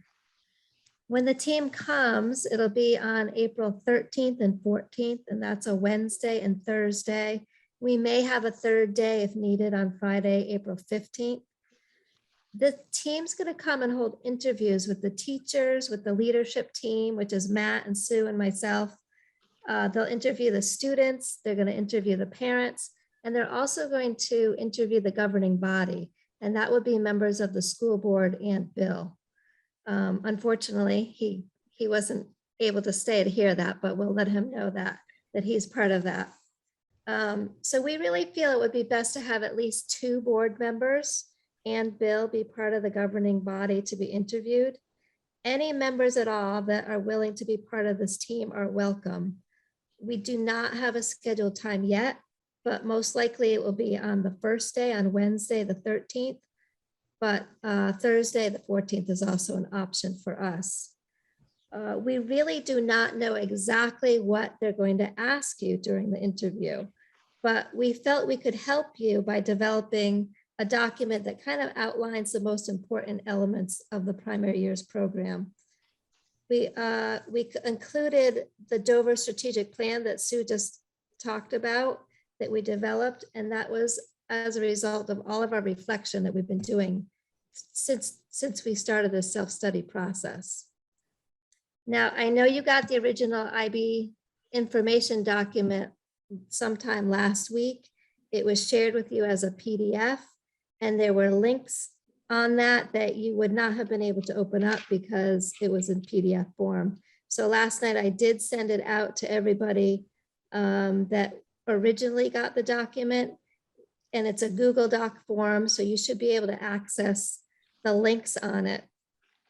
So our intention tonight was to answer any questions you had about that, and we realized that you might need some more time since you just got the linked document last night. So please feel free to go over them and ask us questions tonight or even at a future time if you need to. So Sue's going to kind of paraphrase a little bit what those documents say to give you a better understanding of it. And Allison, I'm not sure you mentioned these interviews as it stands right now are going to be conducted by Zoom. So we will be able to ask board members who will want to participate what times on those dates might be good for them to be able to Zoom into a meeting, which is the same thing we'll do with the teachers. And one of those afternoons is a half day at our school. And so the IB team can meet with everyone or small groups of people. Had it not been for COVID, they would have sent people in as they did when we were going for our first authorization. So again, Allison said it, we really don't know what they're going to ask you. They're certainly not going to ask you, do you know what's going on in each individual classroom? That's certainly not what they expect of a board, but they are looking for your support, that you support the IB program and that you have been made aware of what has been going on in our school for the past 4 years. We hope you've been reading our newsletters because that does highlight a lot of what we're doing. So the document that Allison forwarded to you has, of course, the IB mission statement, and it has our school mission statement and the vision that we have for Dover School. And we will be updating those again. You know, Wendy Johnson happened to point out this week that we didn't put down social and emotional health in our mission statement. So certainly we'll go back to that and update those things. The next big piece in that document is the learner profile.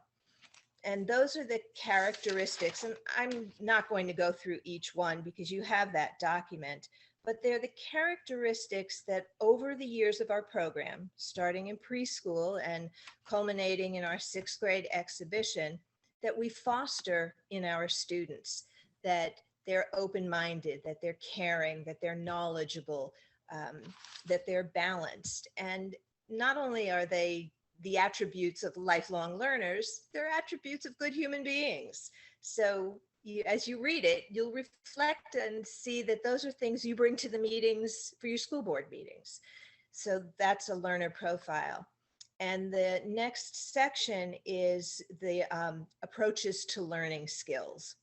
And again, pre-K right up through exhibition in 6th grade, these are the skills that we foster in students.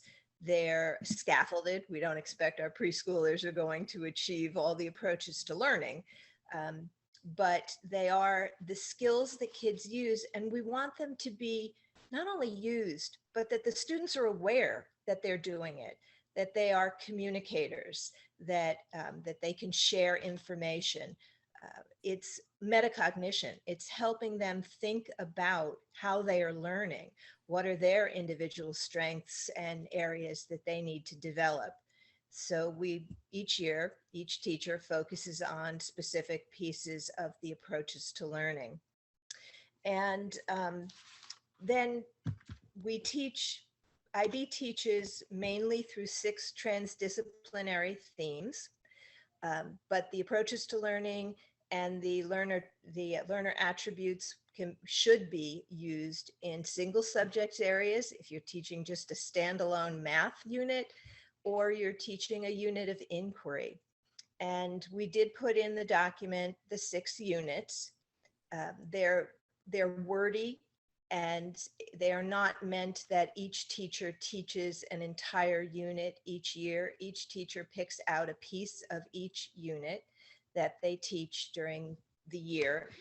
And pre-K and K teach 4 units. One is taught by our specialists, our Unified Arts teachers. And the rest of us teach 5 units a year and 1 from Unified Arts. So 6 total. They're listed as transdisciplinary themes. Very inquiry based.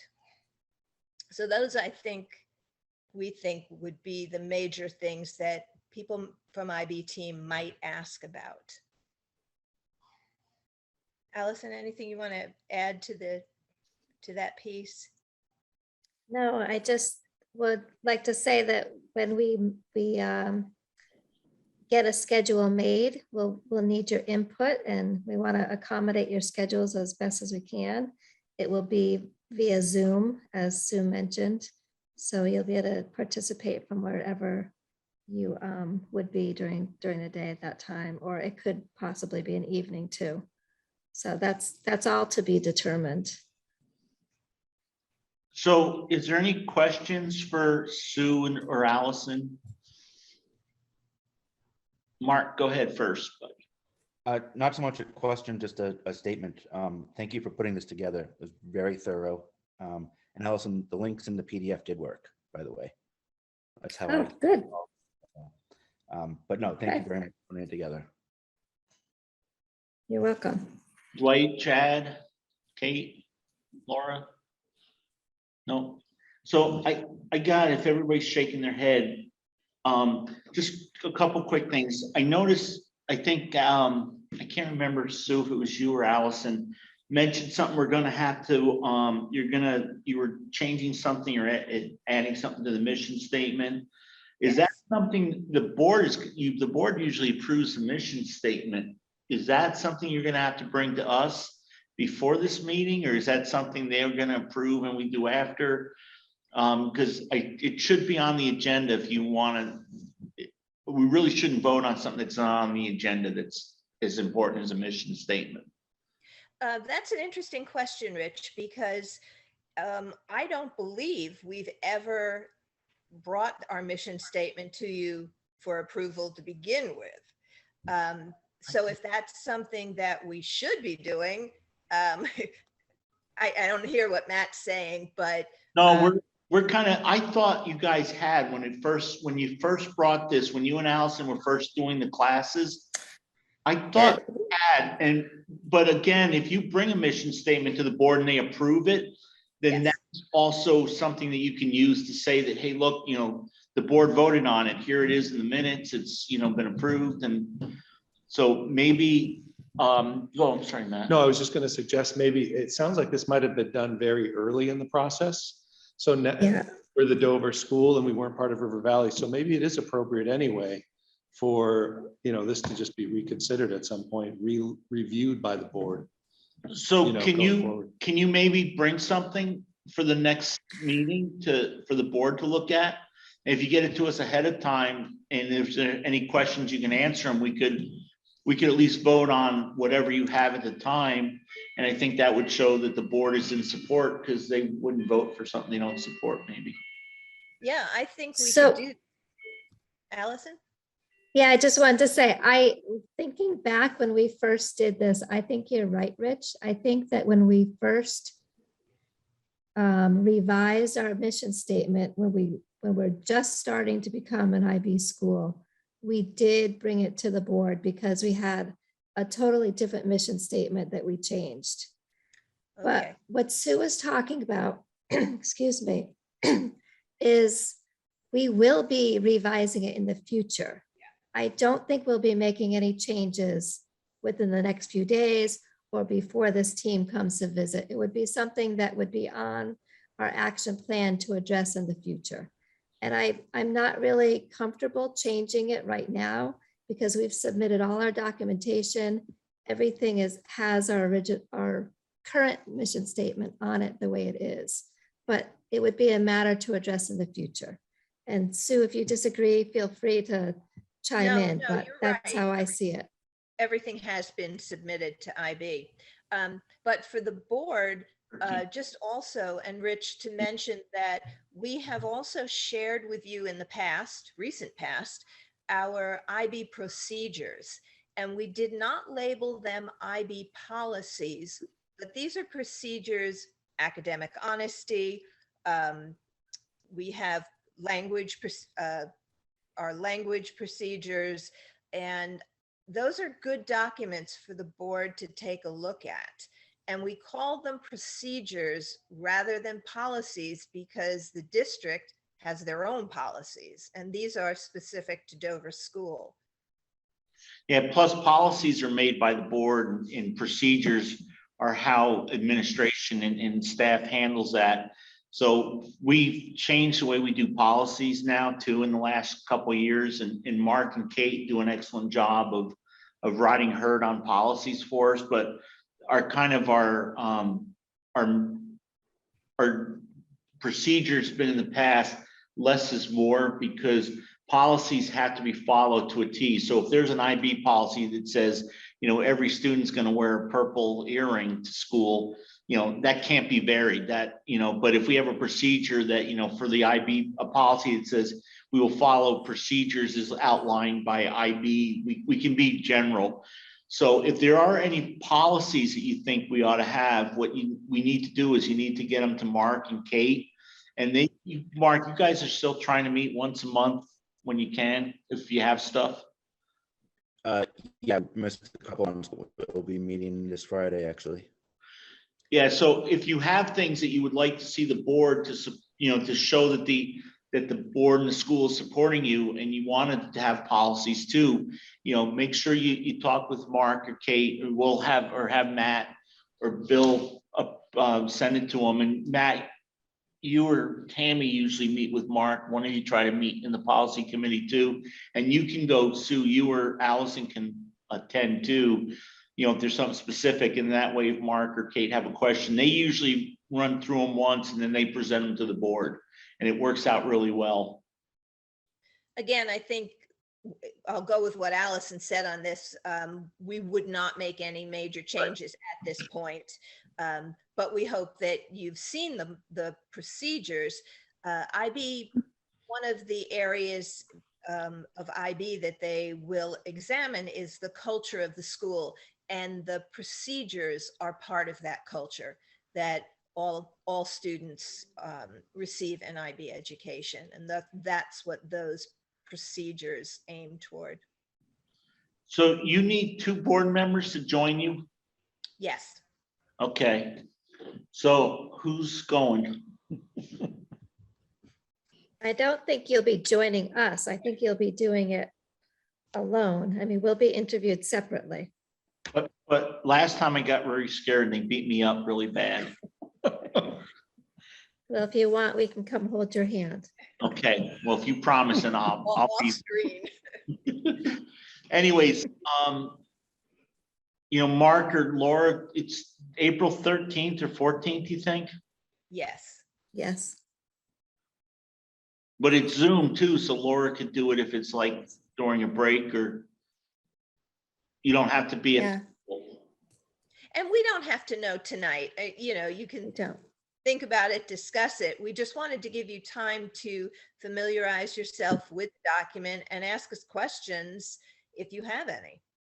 Okay, so does anybody have any questions for them? Mark, you good, sir? I am. I was just going to say I defer to Laura, since she was around during the development of the program at the school, but I'd be more than happy to do it either of those days as well.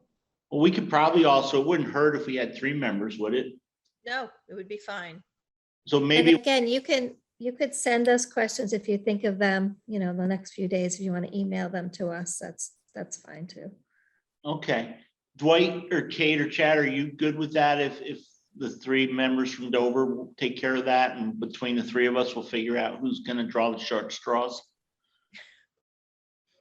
Okay.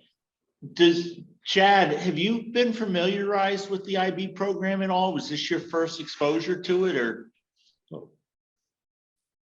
Not my first exposure to it, but it has been such a long time.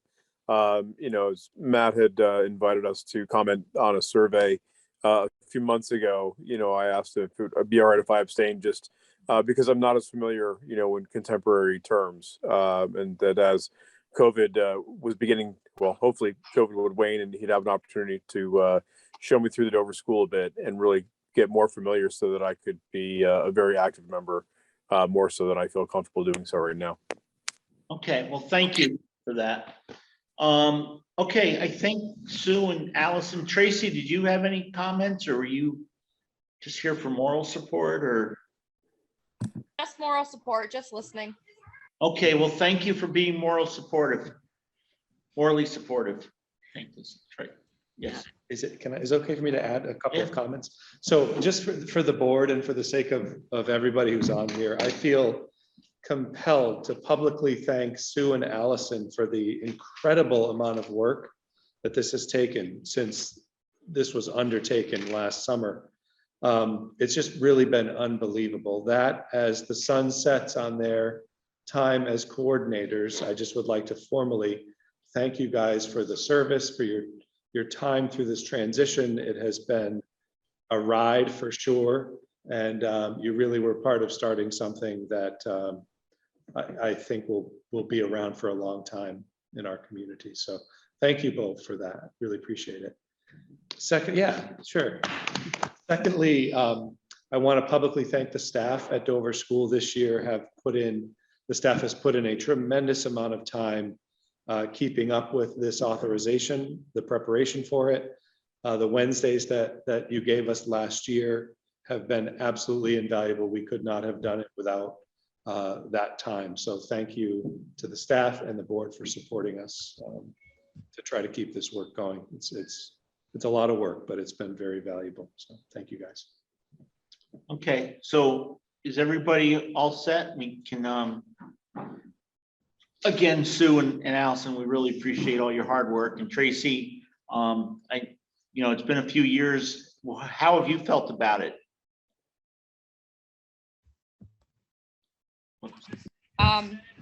It's Not been put you on the spot. no, it's okay.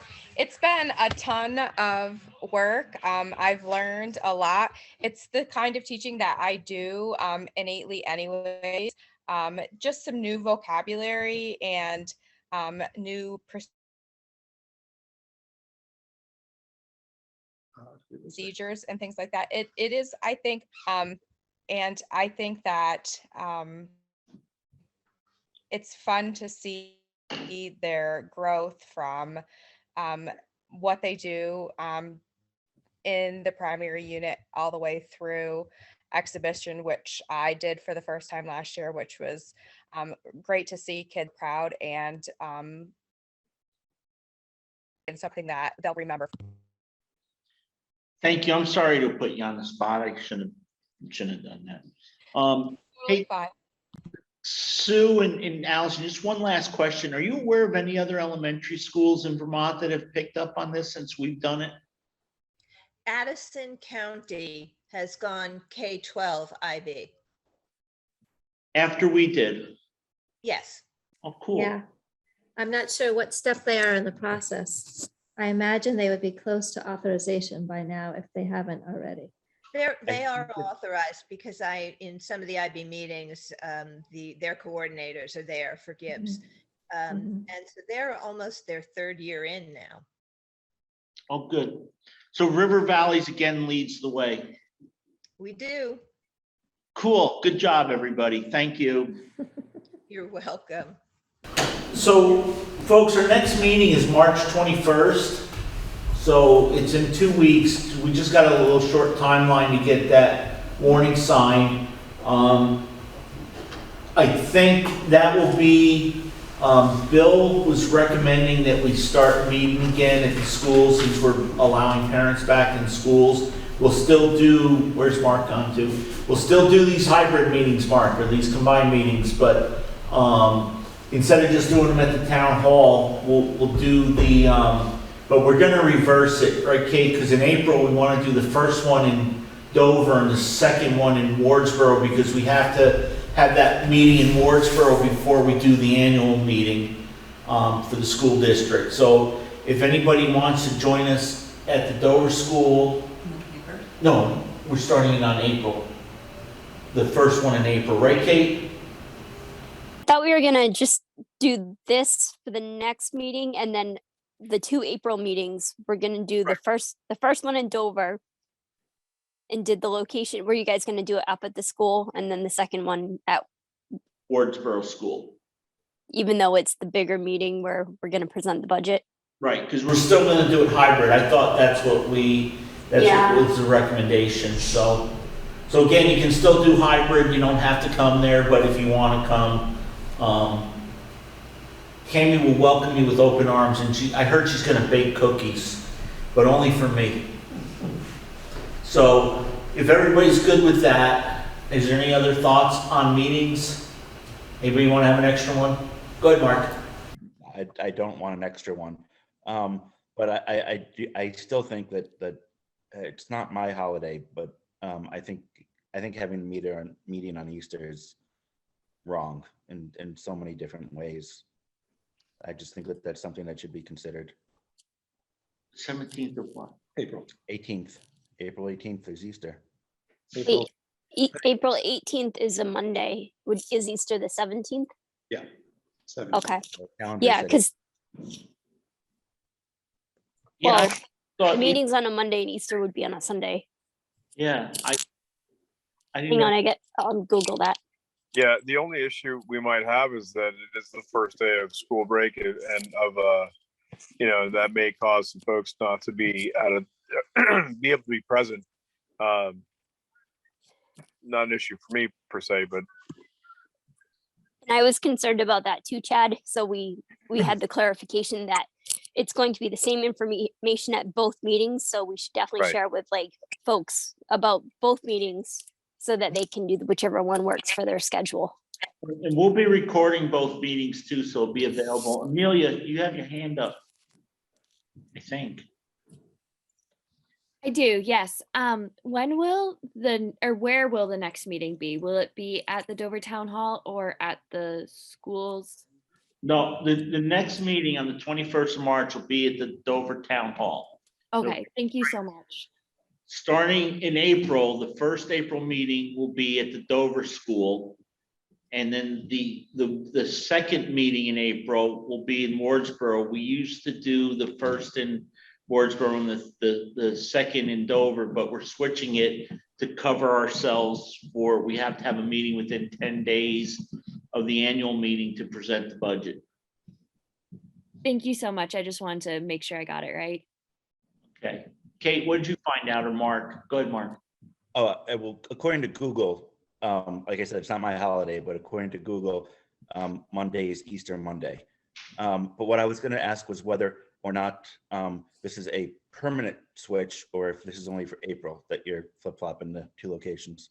No, we were thinking we'd go back to normal in May, but the only reason was, Mark, is we have to meet in the town we're not meeting in. So to flip it allows us to do that.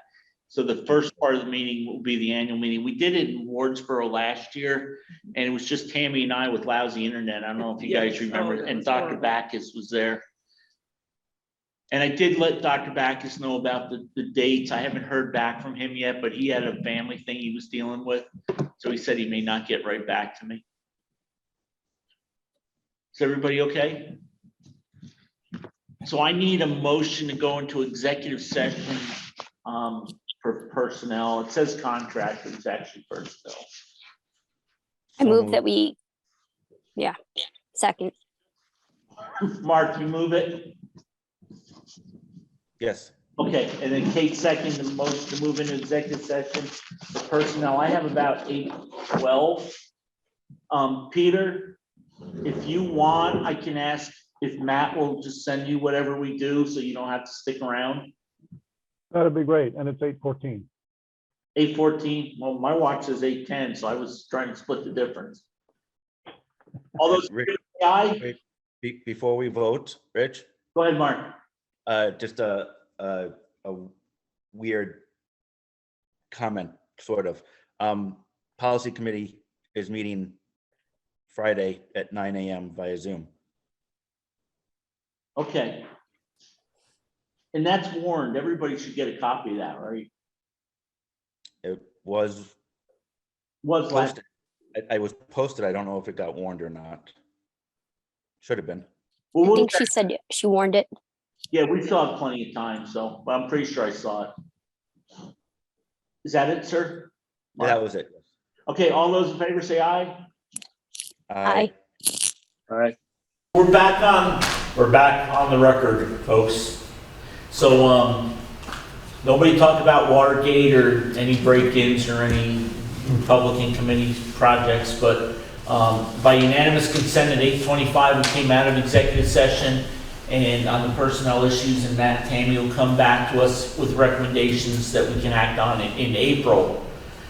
I think we've covered all the other meetings. Mark, you talked about your policy. We've got the next meeting in 2 weeks. If there's nothing else, I will entertain that most important motion of the night. One more thing. Don't fall asleep. The website committee is meeting tomorrow at noon. Oh. On this kind of meeting, or are you meeting live? No, Zoom. Zoom. But have we got the timeline now updated since we signed the agreement? Or is it the same timeline? I think the same timeline, just moved forward to current dates. Okay, because we probably maybe should have an update for the next meeting, just a brief one, so we can discuss it at the 2 budget meetings. That should be fine. Will that be a warrant? Is that a warrant meeting? Do we see minutes from that? Yes. Okay. Thank you, Mark. And the videos are on the video link, which is I don't remember what the link is. It's on the policy committee agenda, if you want the link. Okay, thank you. Anybody want to make a motion?